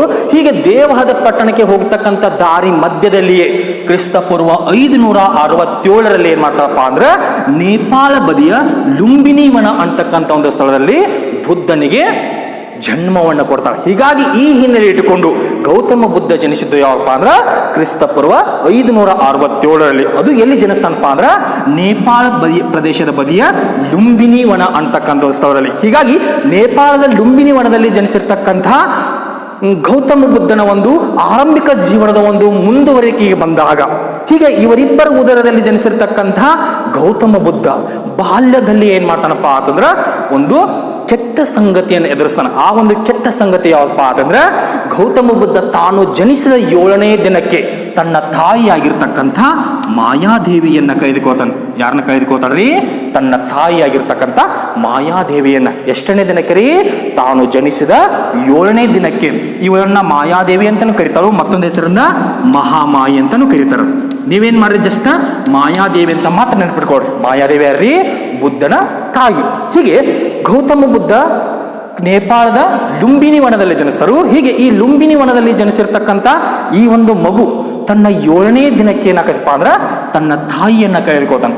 ಹೀಗೆ ತನ್ನ ತಾಯಿಯಾಗಿರ್ತಕ್ಕಂಥ ಮಾಯಾದೇವಿಯನ್ನು ಕಳೆದುಕೋತಾನು. ಹೀಗೆ ಮಾಯಾದೇವಿಯನ್ನ ಕಳೆದುಕೊಂಡ ನಂತರ ಮಾಯಾದೇವಿಯ ಮರಣದ 3 ದಿನಗಳ ಬಳಿಕ, ಎಷ್ಟು ದಿನಗಳ ಬಳಿಕ ರೀ? 7ನೇ ದಿನಕ್ಕೆ ಮಾಯಾದೇವಿ ಮರಣ ಅಪ್ಪಿದಳು. ಮಾಯಾದೇವಿ ಮರಣ ಅಪ್ಪಿದ 3 ದಿನಗಳ ನಂತರ ಹಿಮಾಲಯದ ಆಶಿತ ಅಂತಕ್ಕಂಥ ಒಬ್ಬ ಮುನಿ ಅಥವಾ ಋಷಿ, ಎಲ್ಲವ್ರಿ? ಹಿಮಾಲಯದ ಆಶಿತ ಅಂತಕ್ಕಂಥ ಋಷಿ ಅಥವಾ ಮುನಿ ಅಂತಕ್ಕಂಥ ವ್ಯಕ್ತಿ ಏನ್ ಮಾಡ್ತಾನಪ್ಪ ಅಂತಂದ್ರ ಈ ಒಂದು ಶುದ್ಧೋಧನನ ಆಸ್ಥಾನಕ್ಕೆ ಅಥವಾ ಶುದ್ಧೋಧನನ ಅರಮನೆಗೆ ಭೇಟಿ ಕೊಡ್ತಾನೆ. ಶುದ್ಧೋಧನ ಅರಮನೆಗೆ ಯಾಕೆ ಭೇಟಿ ಕೊಡ್ತಾನಪ್ಪ ಅಂದ್ರ ಒಂದು ಕಡೆ ಈ ಸಂದರ್ಭದಲ್ಲಿ ಶುದ್ಧೋಧನ ಮತ್ತು ಮಾಯಾದೇವಿಯ ಉದರದಲ್ಲಿ ಈ ಒಂದು ಮಗುವಿನ ಜನನಾಗಿರತಿ. ಇನ್ನು ಈ ಮಗು ಅಂತ ತಿಳ್ಕೊಂಡಾಗ ಊರಿನ ಎಲ್ಲ ಜನರು ಏನ್ ಮಾಡಿದಾರಪ್ಪ ಅಂದ್ರ ಈ ಒಂದು ಮಗುವನ್ನ ದೈವಿ ದತ್ತ ಮಗು ಅಂತ ತಿಳ್ಕೊಂಡಿರ್ತಾರೆ, ದೇವರ ಕರುಣೆಯಿಂದ ಜನಿಸಿದ ಮಗು ಅಂತ ತಿಳ್ಕೊಂಡಿರ್ತಾರೆ. ಹೀಗಾಗಿ ಈ ಹಿನ್ನೆಲೆ ಇಟ್ಟು ಈ ಮಗು ದೈವಾಂಶ ಸಂಭೂತನೆಂದು ತಿಳ್ಕೊಂಡು ಊರಿನ ಎಲ್ಲ ಜನರೆಲ್ಲರೂ ಏನ್ ಮಾಡ್ತಿರ್ತಾರಪ್ಪ ಅಂದ್ರ ಈ ಒಂದು ಮಗುವನ್ನ ನೋಡ್ಲಿಕ್ಕೆ ಬರ್ತಿರ್ತಾರೆ. ಹೀಗಾಗಿ ಈ ಒಂದು ಮಗುವನ್ನ ನೋಡ್ಲಿಕ್ಕೆ ಬರ್ತಕ್ಕಂಥ ಸಂದರ್ಭದಲ್ಲಿ ಒಂದು ಕಡೆ 7ನೇ ದಿನಕ್ಕೆ ಮಾಯಾದೇವಿಯ ಮರಣ ಆಗ್ಬೇಕತಿ. ಹೀಗೆ ಮಾಯಾದೇವಿಯ ಮರಣವಾದ 3 ದಿನಗಳ ಬಳಿಕ ಹಿಮಾಲಯದ ಆಶಿತ ಮುನಿ ಏನ್ ಮಾಡ್ತಾನಪ್ಪ ಅಂತಂದ್ರ ಇವನ ಒಂದು ಅರಮನೆಗೆ ಭೇಟಿ ಕೊಡ್ತಾನೆ. ಯಾರ ಅರಮನೆಗೆ? ಈ ಒಂದು ಶುದ್ಧೋಧನ ಅರಮನೆಗೆ. ಹೀಗೆ ಶುದ್ಧೋಧನ ಅರಮನೆಗೆ ಭೇಟಿ ಕೊಟ್ಟಿರ್ತಕ್ಕಂಥ ಈ ಆಶಿತ ಮುನಿ ಏನ್ ಮಾಡ್ತಾನಪ್ಪ ಅಂದ್ರ ಆ ಒಂದು ಮಗುವನ್ನ ಕಂಡು ಒಂದು ಭವಿಷ್ಯವನ್ನು ನುಡಿತಾನೆ. ಏನಂತ ನುಡಿತಾನಪ್ಪ ಅಂದ್ರ ಈ ಒಂದು ಮಗು ಸಾಮಾನ್ಯವಾದ ಮಗುವಲ್ಲ, ಈತ ನಾಳೆ ಬೆಳೆದು ದೊಡ್ಡವನಾದ ನಂತರ ಒಂದು ಮಹಾನ್ ದೊಡ್ಡ ಧರ್ಮದ ಒಂದು ಸ್ಥಾಪಕನಾಗುತ್ತಾನೆ. ಒಂದು ಕೇವಲ ದೊಡ್ಡ ಧರ್ಮದ ಸ್ಥಾಪಕನಾಗುವುದು ಅಷ್ಟೇ ಅಲ್ಲದೆ ಅಜ್ಞಾನದಲ್ಲಿ ಇರ್ತಕ್ಕಂಥ ಒಂದು ಜನರನ್ನ ಸುಜ್ಞಾನದಲ್ಲಿ ಕರೆದುಕೊಂಡು ಬರ್ತಕ್ಕಂಥ ಒಬ್ಬ ಮಾನವತಾವಾದಿಯಾಗುತ್ತಾನೆ ಅಂತಕ್ಕಂಥ ಒಂದು ಭವಿಷ್ಯ ನುಡಿತನು. ಭವಿಷ್ಯ ನುಡಿದು ಅಷ್ಟೇ ಅಲ್ಲದೆ ಈತ ಸಾಂಸಾರಿಕ ಜೀವನವನ್ನು ತ್ಯಜಿಸಿ ಈತ ಸನ್ಯಾಸಿಯಾಗುತ್ತಾನೆ ಅಂತಕ್ಕಂಥ ಒಂದು ಭವಿಷ್ಯವನ್ನು ನುಡಿತಾನೆ. ಯಾರ್ರೀ? ಇದೇ ಆಶಿತ ಮುನಿ. ಏನಂತ ಕರಿತಾನ್ರಿ? ಈ ಮಗು ಮುಂದೆ ನಾಳೆ ಒಬ್ಬ ಸನ್ಯಾಸಿಯಾಗಿ ಮುಂದೊಂದು ದಿನ ಒಂದು ಮಹಾನ್ ದೊಡ್ಡ ಧರ್ಮದ ಸ್ಥಾಪಕನಾಗುತ್ತಾನೆ, ಹಾಗೂ ಎಲ್ಲ ಜನರನ್ನ ಉದ್ಧರಿಸ್ತಕ್ಕಂಥ ಒಬ್ಬ ಮಾನವತಾವಾದಿಯಾಗುತ್ತಾನೆ ಅಂತಕ್ಕಂಥ ಒಂದು ಭವಿಷ್ಯ ನುಡಿತಾನು. ಹೀಗೆ ಭವಿಷ್ಯ ನುಡಿದು ಅಷ್ಟಲ್ಲದೆ ಇದೇ ಆಶಿತ ಮುನಿ ಏನ್ ಮಾಡ್ತಾನಪ್ಪ ಅಂದ್ರ ಅದೇ ಕ್ಷಣ ಒಂದು ಕಡೆ ಆ ಮಗುವನ್ನು ಕಂಡು ಸಂತೋಷ ಪಡ್ತಾನೋ, ಮತ್ತೊಂದು ಕಡೆ ಏನ್ ಮಾಡ್ತಾನಪ್ಪ ಅಂತಂದ್ರ ದುಃಖಿತನಾಗಿ ಮಾರ್ಪಡ್ತಾನೆ. ಯಾರೀ? ಇದೇ ಆಶಿತ ಮುನಿ. ಇನ್ನು ಸಂತೋಷ ಯಾಕೆ ಪಡ್ತಾನಪ್ಪ ಅಂದ್ರ ಇಂತಹ ಮುಂದೊಂದು ದಿನ ದೊಡ್ಡ ಧರ್ಮವನ್ನು ಸ್ಥಾಪನೆ ಮಾಡ್ತಕ್ಕಂಥ ಈ ಒಂದು ಮಹಾನ್ ವ್ಯಕ್ತಿಯನ್ನ ನಾನು ನೋಡಿದ್ದು ತುಂಬಾ ಖುಷಿಯಾಯಿತು ಅಂತ ಹೇಳಿ ಸಂತೋಷ ಪಡ್ತಾನೋ. ಆದರೆ ಆ ಸಂತೋಷ ಪಟ್ಟ ಮರುಕ್ಷಣವೇ ಏನ್ ಮಾಡ್ತಾನಪ್ಪ ಅಂದ್ರ ದುಃಖಿಸಲಿಕ್ಕೆ ಆರಂಭಿಸ್ತಾನೆ. ಯಾಕೆ ದುಃಖಿಸಲಿಕ್ಕೆ ಆರಂಭಿಸ್ತಾನಪ್ಪ ಅಂದ್ರ ಮುಂದೊಂದು ದಿನ ದೊಡ್ಡ ಧರ್ಮದ ಸ್ಥಾಪಕನಾಗಿ ಜನರನ್ನ ಉದ್ಧಾರ ಮಾಡತಕ್ಕಂಥ ಈ ವ್ಯಕ್ತಿಯ ಬೋಧನೆಗಳನ್ನ ಕೇಳ್ತಕ್ಕಂಥ ಒಂದು ಭಾಗ್ಯ ನನಗಿಲ್ಲವೆಂದು ತಿಳಿದುಕೊಂಡು ಆ ಒಂದು ಆಶಿತ ಮುನಿ ಏನ್ ಮಾಡ್ತಾನಪ್ಪ ಅಂದ್ರ ದುಃಖಿಸಲಿಕ್ಕೆ ಆರಂಭಿಸ್ತಾನೆ. ಕಾರಣಪ್ಪ ಅಂದ್ರ ಈ ಆಶಿತ ಮುನಿಗೆ ಬಹಳಷ್ಟು ವಯಸ್ಸಾಗಿರ್ತಾವ. ಹೀಗಾಗಿ ಈ ವಯಸ್ಸಾಗಿರ್ತಕ್ಕಂಥ ವ್ಯಕ್ತಿ ಬುದ್ಧ ಬೆಳೆದ ದೊಡ್ಡವನಾದಾಗ ಅವನನ್ನು ನೋಡ್ತಕ್ಕಂಥ ಒಂದು ಭಾಗ್ಯ ನನಗಿಲ್ಲವೆಂದು ತಿಳಿದುಕೊಂಡು ಏನ್ ಮಾಡ್ತಾನಪ್ಪ ಅಂದ್ರ ದುಃಖಿಸಲಿಕ್ಕೆ ಆರಂಭಿಸ್ತಾನೆ. ಹೀಗೆ ಒಟ್ಟಾರೆಯಾಗಿ ಶುದ್ಧೋಧನ ಮತ್ತು ಮಾಯಾದೇವಿಯ ಉದರದಲ್ಲಿ ಜನಿಸಿರ್ತಕ್ಕಂಥ ಈ ಒಂದು ಮಗು ತದನಂತರದಲ್ಲಿ 7ನೇ ದಿನಕ್ಕೆ ತನ್ನ ತಾಯಿಯನ್ನ ಕಳೆದುಕೊಳ್ತದೆ.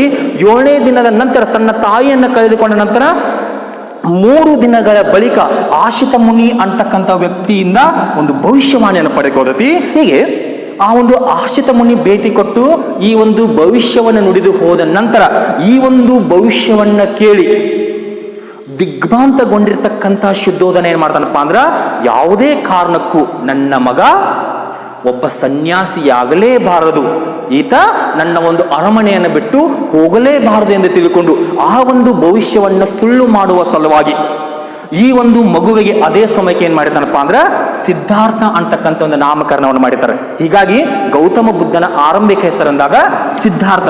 ಹೀಗೆ ಸಿದ್ಧಾರ್ಥ ಅಂತಕ್ಕಂಥ ಒಂದು ನಾಮಕರಣವನ್ನ ಮಾಡಿದ ನಂತರ ಈ ಆಶಿತ ಮುನಿ ಹೇಳಿರ್ತಕ್ಕಂಥ ಒಂದು ಭವಿಷ್ಯವನ್ನ ಸುಳ್ಳು ಮಾಡುವ ಸಲುವಾಗಿ ಶುದ್ಧೋಧನ ಏನ್ ಮಾಡ್ತಾನಪ್ಪ ಅಂದ್ರ ತನ್ನ ಮಗುವಾಗಿರ್ತಕ್ಕಂಥ ಸಿದ್ಧಾರ್ಥನನ್ನ ಅಪಾರ ಪ್ರೀತಿಯಿಂದ ಬೆಳೆಸಲಿಕ್ಕೆ ಆರಂಭಿಸ್ತಾನೆ. ಪ್ರೀತಿಯಿಂದ ಬೆಳೆಸುವುದು ಅಷ್ಟೇ ಅಲ್ಲದೆ ತಾಯಿಯನ್ನ ಕಳೆದುಕೊಂಡಿರ್ತಕ್ಕಂಥ ಮಗು ತಬ್ಬಲಿಯಾಗಬಾರದು ಅಂತಕ್ಕಂಥ ಒಂದು ಹಿನ್ನೆಲೆಯಲ್ಲಿ ಶುದ್ಧೋಧನ ಏನ್ ಮಾಡ್ತಾನಪ್ಪ ಅಂದ್ರ ಮಾಯಾದೇವಿಯ ತಂಗಿಯಾಗಿರ್ತಕ್ಕಂಥ ಪ್ರಜಾಪತಿ ಗೌತಮಿ ಎಂಬುವಳನ್ನ, ಯಾರನ್ರಿ? ಪ್ರಜಾಪತಿ ಗೌತಮಿ ಎಂಬುವಳನ್ನ ಏನ್ ಮಾಡ್ತಾನಪ್ಪ ಅಂದ್ರ ವಿವಾಹ ಹಾಕನ್. ಯಾರ್ರೀ? ಶುದ್ಧೋಧನ. ಯಾರ ಮರಣದ ನಂತರ? ಮಾಯಾದೇವಿಯ ಮರಣದ ನಂತರ ಯಾರನ್ನ ವಿವಾಹ ಹಾಕನ್ರಿ? ಪ್ರಜಾಪತಿ ಗೌತಮಿಯನ್ನ. ಕಾರಣ ತನ್ನ ಮಗು ತಾಯಿ ಇಲ್ಲದ ತಬ್ಬಲಿಯಾಗಬಾರದು ಅಂತಕ್ಕಂಥ ಒಂದು ಹಿನ್ನೆಲೆ. ಹೀಗಾಗಿ ಒಟ್ಟಾರೆಯಾಗಿ ಶುದ್ಧೋಧನ ಪ್ರಜಾಪತಿ ಗೌತಮಿಯನ್ನ ವಿವಾಹ ಆದ ನಂತರ ಈ ಸಂದರ್ಭದಲ್ಲಿ ಈ ಸಿದ್ಧಾರ್ಥ ಏನಾಕಣಪ್ಪ ಅಂತಂದ್ರ ಪ್ರಜಾಪತಿ ಗೌತಮಿಯ ಒಂದು ಪ್ರೀತಿಯ ಲಾಲನೆ ಮತ್ತು ಪಾಲನೆಯಲ್ಲಿ ಬೆಳೀಲಿಕ್ಕೆ ಆರಂಭಿಸ್ತಾನೆ. ಯಾರ್ರೀ?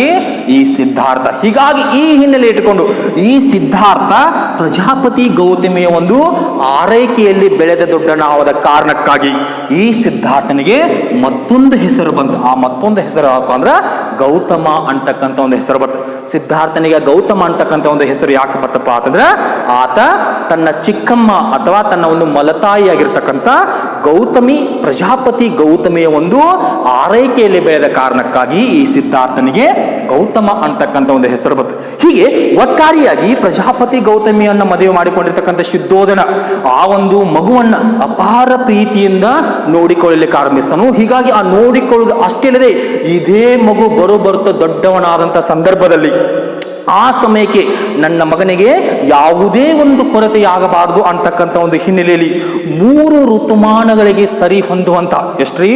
3 ಋತುಮಾನಗಳಿಗೆ ಸರಿ ಹೊಂದುವಂತಹ 3 ಅರಮನೆಗಳನ್ನ ನಿರ್ಮಿಸ್ತಾನೆ. ಎಷ್ಟು ಅರಮನೆಗಳನ್ರಿ? 3 ಅರಮನೆಗಳನ್ನ. ಆ 3 ಅರಮನೆಗಳನ್ನ ಒಂದೊಂದು ಹೆಸರಿನಿಂದ ಕರೀತಾರೆ. ಒಂದು ರಾಮ ಅಂತಕ್ಕಂಥ ಒಂದು ಅರಮನೆ ಎಂದು ಕರೀತಾರು, ಮತ್ತೊಂದು ಸುರಮ ಅಂತಕ್ಕಂಥ ಒಂದು ಹೆಸರಿನಿಂದ ಕರೀತಾರು, ಮತ್ತೊಂದು ಸಬಟ. ಹೀಗೆ ಶುದ್ಧೋಧನ ಏನ್ ಮಾಡ್ತಾನಪ್ಪ ಅಂದ್ರೆ ತನ್ನ ಮಗನಿಗೆ ಯಾವುದೇ ಕೊರತೆಯಾಗಬಾರದು ಅಂತಕ್ಕಂಥ ಒಂದು ಹಿನ್ನೆಲೆಯಲ್ಲಿ 3 ಋತುಮಾನಗಳಿಗೆ ಸರಿ ಹೊಂದುವ 3 ಅರಮನೆಗಳನ್ನು ನಿರ್ಮಿಸ್ತಾನೆ. ಆ 3 ಅರಮನೆಗಳಪ್ಪ ಅಂದ್ರೆ ರಾಮ ಅಂತಕ್ಕಂಥ ಅರಮನೆ, ಸುರಮ ಅಂತಕ್ಕಂಥ ಅರಮನೆ, ಸಬಟ ಅಂತಕ್ಕಂಥ ಒಂದು ಅರಮನೆ. ಹೀಗೆ ಈ 3 ಅರಮನೆಗಳನ್ನ ನಿರ್ಮಿಸುವುದು ಅಷ್ಟಲ್ಲದೆ 16ನೇ ವಯಸ್ಸಿಗೆ, ಎಷ್ಟನೇ ವಯಸ್ಸಿಗೆ ರೀ? ಅವನ ಒಂದು 16ನೇ ವಯಸ್ಸಿಗೆ ಏನ್ ಮಾಡ್ತಾರಪ್ಪ ಅಂತಂದ್ರೆ ಯಶೋಧರ ಅಂತಕ್ಕಂಥವಳೊಂದಿಗೆ ಏನ್ ಮಾಡ್ತಾರಪ್ಪ ಅಂತಂದ್ರೆ ವಿವಾಹವನ್ನು ಮಾಡ್ತಾರೆ ಅಥವಾ ಮದುವೆಯನ್ನು ಮಾಡ್ತಾರೆ. ಹೀಗೆ ಒಂದು ಕಡೆ 3 ಋತುಮಾನಗಳಿಗೆ ಸರಿ ಹೊಂದತಕ್ಕಂಥ ಒಂದು ಅರಮನೆ ನಿರ್ಮಾಣ ಮಾಡ್ತಾನೋ, ಮತ್ತೊಂದೆಡೆಗೆ ಸಿದ್ಧಾರ್ಥ ಬೆಳೆದು ದೊಡ್ಡವನಾಗಿ 16ನೇ ವಯಸ್ಸಿಗೆ ಬಂದಾಗ, ಈ 16ನೇ ವಯಸ್ಸಿಗೆ ಬಂದಿರತಕ್ಕಂಥ ಸಿದ್ಧಾರ್ಥ ಅಥವಾ ಗೌತಮನಿಗೆ ಏನ್ ಮಾಡ್ತಾರಪ್ಪ ಅಂದ್ರ ಯಶೋಧಳ ಎಂಬುವಳನ್ನು ಕೊಟ್ಟು ಏನ್ ಮಾಡ್ತಾರಪ್ಪ ಅಂದ್ರ ವಿವಾಹ ಅಥವಾ ಮದುವೆಯನ್ನು ಮಾಡ್ತಾರೆ. ಹೀಗೆ ವಿವಾಹ ಅಥವಾ ಮದುವೆಯನ್ನು ಮಾಡಿದಂಥ ಸಂದರ್ಭದಲ್ಲಿ ಈ ಯಶೋಧಳೊಂದಿಗೆ ಈ ಸಿದ್ಧಾರ್ಥ ಏನ್ ಮಾಡ್ತಾನಪ್ಪ ಅಂದ್ರ ಸುಖ ಸಾಂಸಾರಿಕ ಜೀವನವನ್ನು ನಡೆಸಲಿಕ್ಕೆ ಆರಂಭಿಸ್ತಾನೆ. ಹೀಗೆ ಈ ಸುಖ ಸಾಂಸಾರಿಕ ಜೀವನ ನಡೆಸತಕ್ಕಂಥ ಸಂದರ್ಭದಲ್ಲಿ ಈ ಸಿದ್ಧಾರ್ಥನ ಹೆಂಡತಿಯಾಗಿರ್ತಕ್ಕಂಥ ಯಶೋಧಳ ಅಂತ ಹೇಳ್ಕೊಂಡಾಗ ಇವಳಿಗೆ 12 ಹೆಸರಿಂದ ಕರೀತಾರೆ. ಆ 2 ಹೆಸರನ್ನ ಕೇವಲ ಹೆಚ್ಚಿನ ಮಾಹಿತಿಗಾಗಿ ಮಾತ್ರ ಕಲ್ತಿಕೊಳ್ರಿ. ಆದ್ರೆ ನೀವು ನಾಳೆ ಏನಾದ್ರೂ ಪರೀಕ್ಷೆಯಲ್ಲಿ ಬರಿಬೇಕಂದ್ರೆ ನೀವು ಯಶೋಧಳ ಅಂತಾನೆ ಬರೀರಿ. ಹೀಗಾಗಿ ಸಿದ್ಧಾರ್ಥನ ಹೆಂಡತಿಯಾಗಿರ್ತಕ್ಕಂಥ ಯಶೋಧಳ 12 ಹೆಸರುಗಳು ಯಾವಪ್ಪ ಅಂತಂದ್ರ ಒಂದು ಭದ್ರಕಾಂಚನ, ಇನ್ನೊಂದು ಸುಭದ್ರಕ, ಭದ್ರಕಾಂಚನ, ಇನ್ನೊಂದು ಸುಭದ್ರಕ. ಇವೆರಡು ಹೆಸರು ಯಾರಪ್ಪ ಅಂತಂದ್ರೆ ಯಶೋಧಳ ಇನ್ನಿತರ ಹೆಸರುಗಳು. ಹೀಗೆ ಒಟ್ಟಾರೆಯಾಗಿ 16ನೇ ವಯಸ್ಸಿನಲ್ಲಿ ಶುದ್ಧೋಧನ ಏನ್ ಮಾಡ್ತಾನಪ್ಪ ಅಂದ್ರ ತನ್ನ ಮಗನನ್ನ ಯಾವುದೇ ಕಾರಣಕ್ಕೂ ಸನ್ಯಾಸಿಯಾಗಲು ಬಿಡಲೇಬಾರದು ಅಂತಕ್ಕಂಥ ಹಿನ್ನೆಲೆಯಲ್ಲಿ ಆ 16ನೇ ವಯಸ್ಸಿಗೆ ಬಂದಿರತಕ್ಕಂಥ ಸಿದ್ಧಾರ್ಥನಿಗೆ ಏನ್ ಮಾಡ್ತಾನಪ್ಪ ಅಂದ್ರ ಯಶೋಧಳ ಎಂಬುವಳೊಂದಿಗೆ ಮದುವೆಯನ್ನು ಮಾಡ್ತಾನೆ. ಹೀಗೆ ಯಶೋಧ ಎಂಬುವಳನ್ನ ಮದುವೆಯಾಗಿರ್ತಕ್ಕಂಥ ಸಿದ್ಧಾರ್ಥ ಏನ್ ಮಾಡ್ತಾನಪ್ಪ ಅಂದ್ರ ಸುಖ ಸಾಂಸಾರಿಕ ಜೀವನವನ್ನು ನಡೆಸಲಿಕ್ಕೆ ಆರಂಭಿಸ್ತಾನೆ. ಹೀಗೆ ಸುಖ ಸಾಂಸಾರಿಕ ಜೀವನ ನಡೆಸತಕ್ಕಂಥ ಈ ಇಬ್ಬರು ದಂಪತಿಗಳಿಗೆ ತದನಂತರದಲ್ಲಿ ಏನಾಕತ್ತಪ್ಪ ಅಂದ್ರ ಒಂದು ಗಂಡು ಮಗುವಿನ ಜನನ ಆಕತ್ತೆ. ಆ ಒಂದು ಗಂಡು ಮಗುವಿಗೆ ಏನ್ ಮಾಡ್ತಾರಪ್ಪ ಅಂತಂದ್ರ ರಾಹುಲ ಭದ್ರ ಅಂತಕ್ಕಂಥ ಒಂದು ನಾಮಕರಣವನ್ನು ಮಾಡ್ತಾರ. ಯಾವ ಹೆಸರು ನಾಮಕರಣ ಮಾಡ್ತಾರ್ರಿ?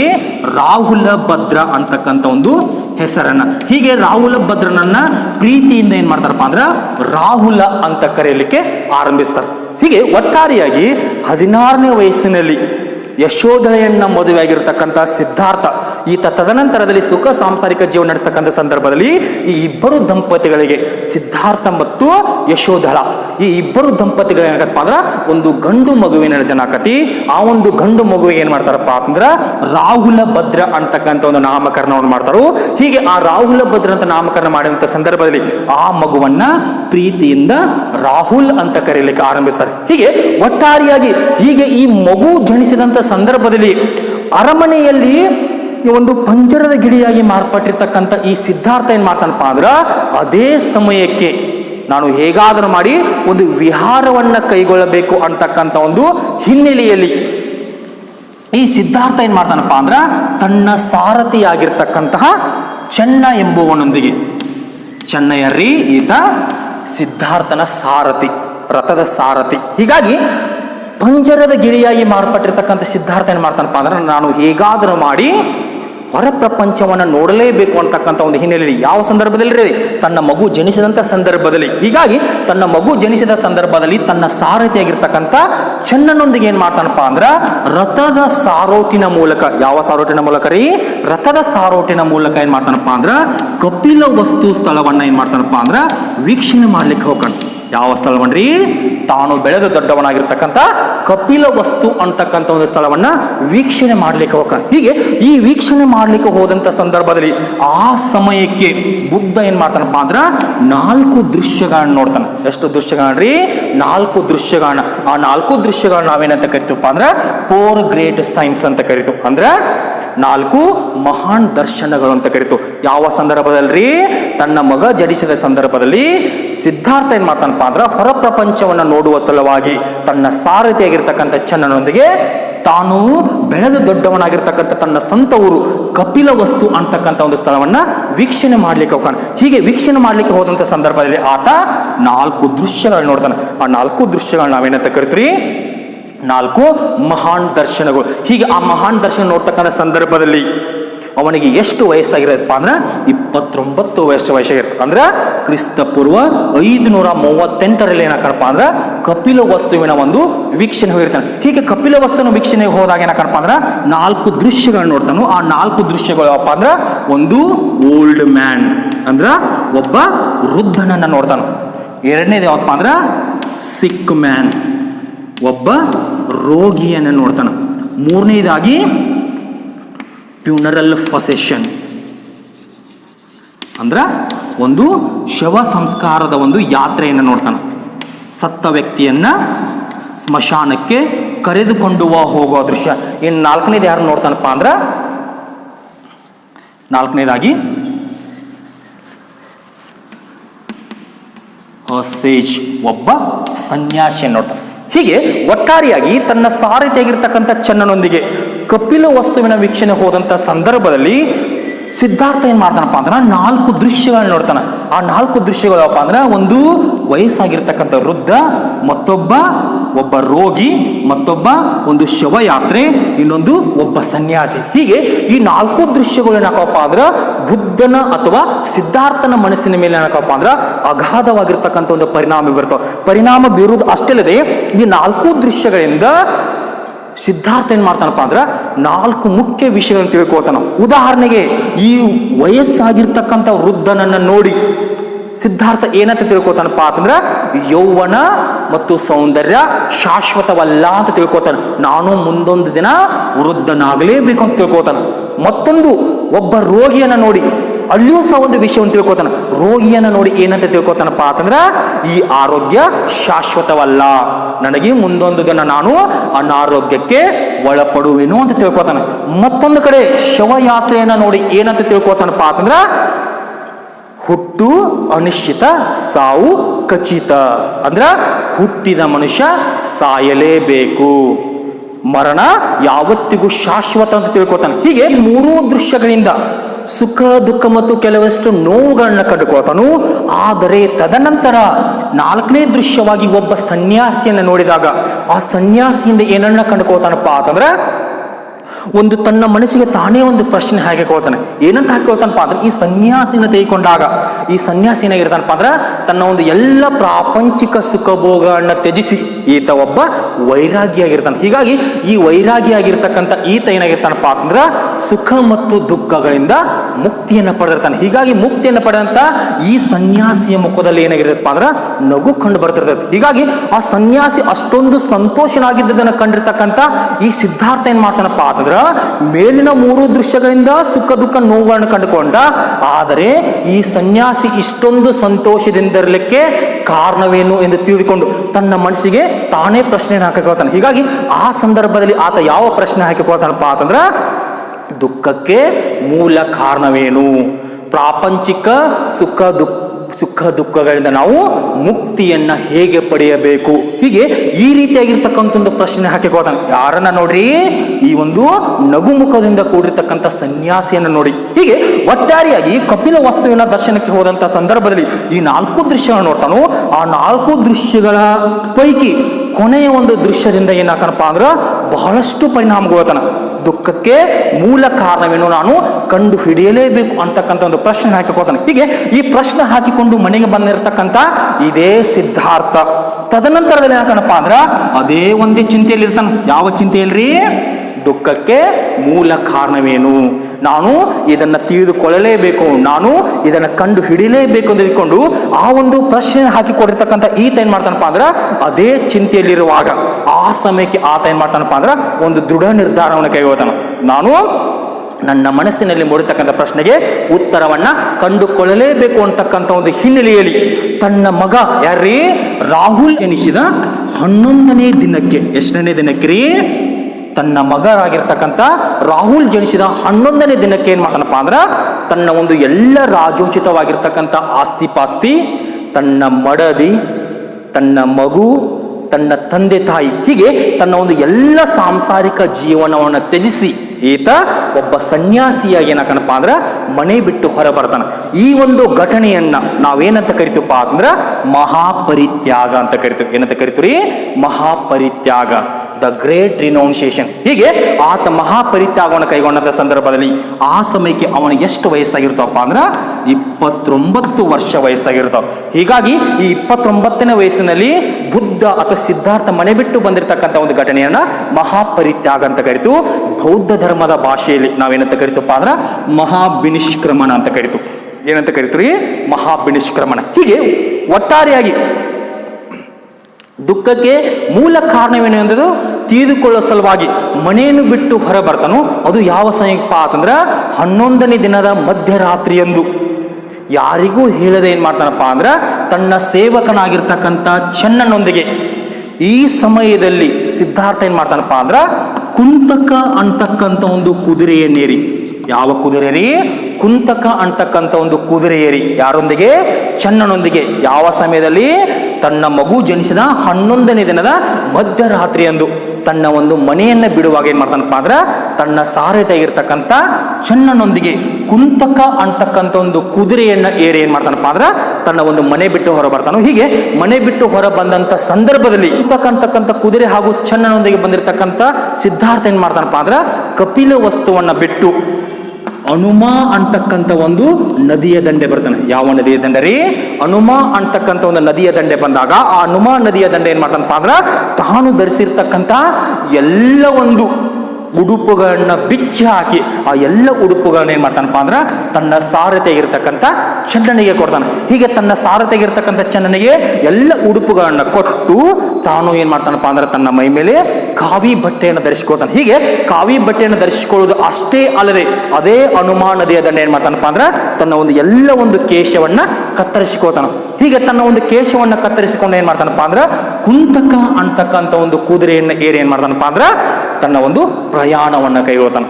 ಇದು ಏನಪ್ಪಾ ಅಂತಂದ್ರೆ ಮಹಾಪರಿತ್ಯಾಗದ ಸಂದರ್ಭದಲ್ಲಿ ಕಂಡುಬರ್ತಕ್ಕಂಥ ಒಂದು ಸಂಪೂರ್ಣ ಮಾಹಿತಿ. ಹೀಗೆ ಒಟ್ಟಾರೆಯಾಗಿ ತನ್ನ ಒಂದು ಪ್ರಶ್ನೆಗೆ ಮೂಲ ಕಾರಣವನ್ನು ತಿಳಿದುಕೊಳ್ಳುವ ಸಲುವಾಗಿ ಮನೆಯನ್ನ ಬಿಟ್ಟು ಹೊರ ಬಂದಿರತಕ್ಕಂತಹ ಸಿದ್ಧಾರ್ಥ ತದನಂತರದಲ್ಲಿ ಕಪಿಲ ವಸ್ತು ಅಂತಕ್ಕಂಥ ಒಂದು ಸ್ಥಳವನ್ನು ಬಿಟ್ಟು ಎಲ್ಲಿ ಬರ್ತಾನಪ್ಪ ಅಂತಂದ್ರ ವೈಶಾಲಿ ಅಂತಕ್ಕಂಥ ಒಂದು ಸ್ಥಳಕ್ಕೆ ಬರ್ತಾನೆ. ಯಾವ ಸ್ಥಳಕ್ಕೆ ರೀ? ವೈಶಾಲಿ. ವೈಶಾಲಿ ಅಂತಕ್ಕಂಥ ಒಂದು ಸ್ಥಳಕ್ಕೆ ಬಂದಾಗ ಆ ಸಮಯಕ್ಕೆ ಆ ವೈಶಾಲಿ ಸ್ಥಳದಲ್ಲಿ ಇರ್ತಕ್ಕಂಥ ಹಲವಾರು ಪಂಡಿತರನ್ನು ಭೇಟಿಯಾಗಲಿಕ್ಕೆ ಪ್ರಯತ್ನ ಪಡ್ತಾನೆ. ಕಾರಣ ಏನಪ್ಪಾ ಅಂದ್ರ ತನ್ನ ಮನಸ್ಸಿನಲ್ಲಿ ಮೂಡಿರ್ತಕ್ಕಂಥ ಒಂದು ಪ್ರಶ್ನೆಗೆ ಉತ್ತರವನ್ನ ಕಂಡುಕೊಳ್ಳಲೇಬೇಕು. ಯಾವ ಪ್ರಶ್ನೆ ರೀ? ದುಃಖಕ್ಕೆ ಮೂಲ ಕಾರಣವೇನು ಅಂತಕ್ಕಂಥ ಒಂದು ಪ್ರಶ್ನೆಗೆ ಉತ್ತರವನ್ನ ಕಂಡುಕೊಳ್ಳೋ ಸಲುವಾಗಿ ವೈಶಾಲಿಯಲ್ಲಿ ಇರ್ತಕ್ಕಂಥ ಹಲವಾರು ಪಂಡಿತರಿಗೆ ಭೇಟಿ ಹಾಕೋಣ. ಅದರ ಪೈಕಿ ಇಲ್ಲಿ ವೈಶಾಲಿಯಲ್ಲಿ ಕಂಡು ಬರ್ತಕ್ಕಂಥ ಒಬ್ಬ ಪ್ರಸಿದ್ಧ ಗುರುಗಳು ಯಾರಪ್ಪ ಅಂದ್ರ ಅಲಾರ್ ಕಾಲಂ. ಅಲಾರ್ ಕಾಲಂ ಅಂತಕ್ಕಂಥ ಒಂದು ಗುರುಗಳನ್ನ ಭೇಟಿ ಹಾಕೋಣ. ಹೀಗೆ ಅಲಾರ್ ಕಾಲಂ ಗುರುಗಳನ್ನ ಭೇಟಿ ಆದಂತ ಸಂದರ್ಭದಲ್ಲಿ ಅವರ ಮುಂದೆ ಏನ್ ಮಾಡ್ತಾನಪ್ಪ ಅಂದ್ರ ತನ್ನ ಒಂದು ಪ್ರಶ್ನೆ ನೀಡ್ತಾನೋ. ಆದರೆ ಆ ಪ್ರಶ್ನೆಗೆ ಅವರಿಂದ ಸರಿಯಾಗಿರ್ತಕ್ಕಂಥ ಒಂದು ಉತ್ತರ ದೊರಕುವುದಿಲ್ಲ. ಉತ್ತರ ದೊರಕದೇ ಹೋದರೂ ಸಹ ಇದೇ ಅಲಾರ್ ಕಾಲಮರು ಸಂಖ್ಯಾಶಾಸ್ತ್ರದಲ್ಲಿ ಅಥವಾ ಸಾಂಖ್ಯ ದರ್ಶನದಲ್ಲಿ ಪ್ರಸಿದ್ಧರಾಗಿರ್ತಾರೆ. ಹೀಗಾಗಿ ಆ ಪ್ರಸಿದ್ಧರಾಗಿರ್ತಕ್ಕಂಥ ಆ ಒಂದು ಗುರುವಿನ ಬಳಿ ಸಿದ್ಧಾರ್ಥ ಏನ್ ಮಾಡ್ತಾನಪ್ಪ ಅಂದ್ರ ಸಾಂಖ್ಯ ದರ್ಶನ ಅಂತಕ್ಕಂಥ ಒಂದು ಅಧ್ಯಯನವನ್ನ ಕೈಗೊಳ್ತಾನೆ. ಯಾವ ಅಧ್ಯಯನ ರೀ? ಸಾಂಖ್ಯ ದರ್ಶನ ಅಂತಕ್ಕಂಥ ಒಂದು ಶಾಸ್ತ್ರದ ಅಧ್ಯಯನವನ್ನ. ಹೀಗೆ ಕಪಿಲ ವಸ್ತುವನ್ನು ಬಿಟ್ಟು ವೈಶಾಲಿಗೆ ಬಂದಿರತಕ್ಕಂಥ ಸಿದ್ಧಾರ್ಥ ಏನ್ ಮಾಡ್ತಾನಪ್ಪ ಅಂದ್ರ ಆ ವೈಶಾಲಿಯಲ್ಲಿ ಕಂಡು ಬರ್ತಕ್ಕಂಥ ಅಲಾರ್ ಕಾಲಮರ ಬಳಿ ಸಾಂಖ್ಯ ದರ್ಶನವನ್ನ ಪಡೆದುಕೊಳ್ತಾನೆ. ಹೀಗಾಗಿ ಈ ಹಿನ್ನೆಲೆಕೊಂಡು ಈ ಅಲಾರ್ ಕಾಲಮರು ಯಾರಪ್ಪ ಅಂದ್ರ ಸಿದ್ಧಾರ್ಥನ ಅಥವಾ ಬುದ್ಧನ ಮೊದಲ ಗುರುಗಳು. ಹೀಗೆ 2-3 ತಿಂಗಳ ಕಾಲ ಸಾಂಖ್ಯ ದರ್ಶನ ಅಂತಕ್ಕಂಥ ಒಂದು ಅಧ್ಯಯನವನ್ನು ಮುಗಿಸಿ ತದನಂತರದಲ್ಲಿ ಇದೇ ಸಿದ್ಧಾರ್ಥ ವೈಶಾಲಿ ಬಿಟ್ಟು ಏನ್ ಮಾಡ್ತಾನಪ್ಪ ಅಂದ್ರ ರಾಜಗೃಹ ಅಂತಕ್ಕಂಥ ಒಂದು ಸ್ಥಳಕ್ಕೆ ಬರ್ತಾನೆ. ಯಾವ ಸ್ಥಳಕ್ಕೆ ರೀ? ರಾಜಗೃಹ. ಹೀಗೆ ರಾಜಗೃಹಕ್ಕೆ ಬಂದಿರತಕ್ಕಂಥ ಈ ಸಿದ್ಧಾರ್ಥ ಏನ್ ಮಾಡ್ತಾನಪ್ಪ ಅಂದ್ರ ರಾಜಗೃಹದಲ್ಲಿ ಕಂಡು ಬರ್ತಕ್ಕಂಥ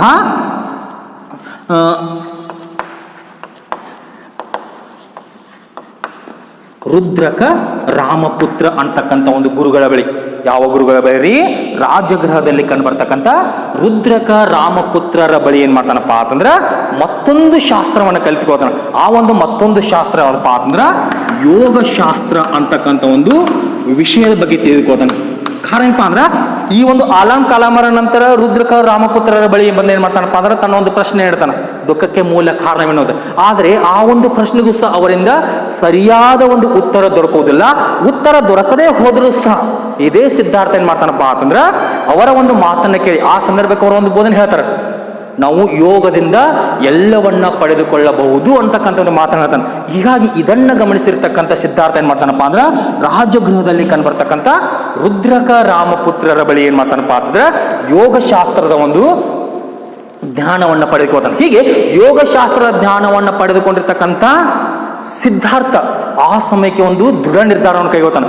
ನಾನು ಇಷ್ಟೆಲ್ಲ ಒಂದು ಗುರುಗಳನ್ನ ಭೇಟಿಯಾದೆ, ಅವರಿಂದ ಹಲವಾರು ವಿಷಯಗಳನ್ನ ಕಲಿತುಕೊಂಡೆ, ಆದರೆ ನನ್ನ ಪ್ರಶ್ನೆಗೆ ನಾನು ಸರಿಯಾದ ಉತ್ತರವನ್ನ ಕಂಡುಕೊಳ್ಳಲೇ ಇಲ್ಲ ಅಂತ ಹೇಳ್ತಾನೆ. ಹೀಗಾಗಿ ಈ ರೀತಿಯಾಗಿ ತಿಳಿದುಕೊಂಡಿರ್ತಕ್ಕಂಥ ಸಿದ್ಧಾರ್ಥ ಏನ್ ಮಾಡ್ತಾನಪ್ಪ ಅಂದ್ರ ಆ ಸಮಯಕ್ಕೆ ನಾನು ಹಾಕಿಕೊಂಡಿರ್ತಕ್ಕಂಥ ಪ್ರಶ್ನೆಗೆ ನಾನೇ ಉತ್ತರವನ್ನ ಕಂಡುಕೊಳ್ಳಬೇಕು ಅಂತಕ್ಕಂಥ ಒಂದು ಹಿನ್ನೆಲೆಯಲ್ಲಿ ಒಂದು ದೃಢ ನಿರ್ಧಾರವನ್ನು ಕೈಗೊಳ್ತಾನೆ. ಹೀಗೆ ದೃಢ ನಿರ್ಧಾರವನ್ನು ಕೈಗೊಳ್ಳ ಸರಿಯಾದ ಉತ್ತರವನ್ನ ಕಂಡುಕೊಳ್ಳಲೇ ಇಲ್ಲ ಅಂತ ಹೇಳ್ತಾನೆ. ಹೀಗಾಗಿ ಈ ರೀತಿಯಾಗಿ ತಿಳಿದುಕೊಂಡಿರ್ತಕ್ಕಂಥ ಸಿದ್ಧಾರ್ಥ ಏನ್ ಮಾಡ್ತಾನಪ್ಪ ಅಂದ್ರ ಆ ಸಮಯಕ್ಕೆ ನಾನು ಹಾಕಿಕೊಂಡಿರ್ತಕ್ಕಂಥ ಪ್ರಶ್ನೆಗೆ ನಾನೇ ಉತ್ತರವನ್ನ ಕಂಡುಕೊಳ್ಳಬೇಕು ಅಂತಕ್ಕಂಥ ಒಂದು ಹಿನ್ನೆಲೆಯಲ್ಲಿ ಒಂದು ದೃಢ ನಿರ್ಧಾರವನ್ನು ಕೈಗೊಳ್ತಾನೆ. ಹೀಗೆ ದೃಢ ನಿರ್ಧಾರವನ್ನು ಕೈಗೊಂಡಿರ್ತಕ್ಕಂಥ ಇದೇ ಸಿದ್ಧಾರ್ಥ ಏನಕ್ಕಪ್ಪ ಅಂತಂದ್ರೆ ಕ್ರಿಸ್ತಪೂರ್ವ 538ರಿಂದ ಕ್ರಿಸ್ತಪೂರ್ವ 532ರವರೆಗೆ ಸುಮಾರು 6 ವರ್ಷಗಳ ಕಾಲ ಏನ್ ಮಾಡ್ತಾನಪ್ಪ ಅಂದ್ರೆ ಯೋಗಶಾಸ್ತ್ರದ ಮೂಲಕ ತನ್ನ ಒಂದು ದೇಹವನ್ನು ದಂಡಿಸಲಿಕ್ಕೆ ಆರಂಭಿಸ್ತಾನೆ.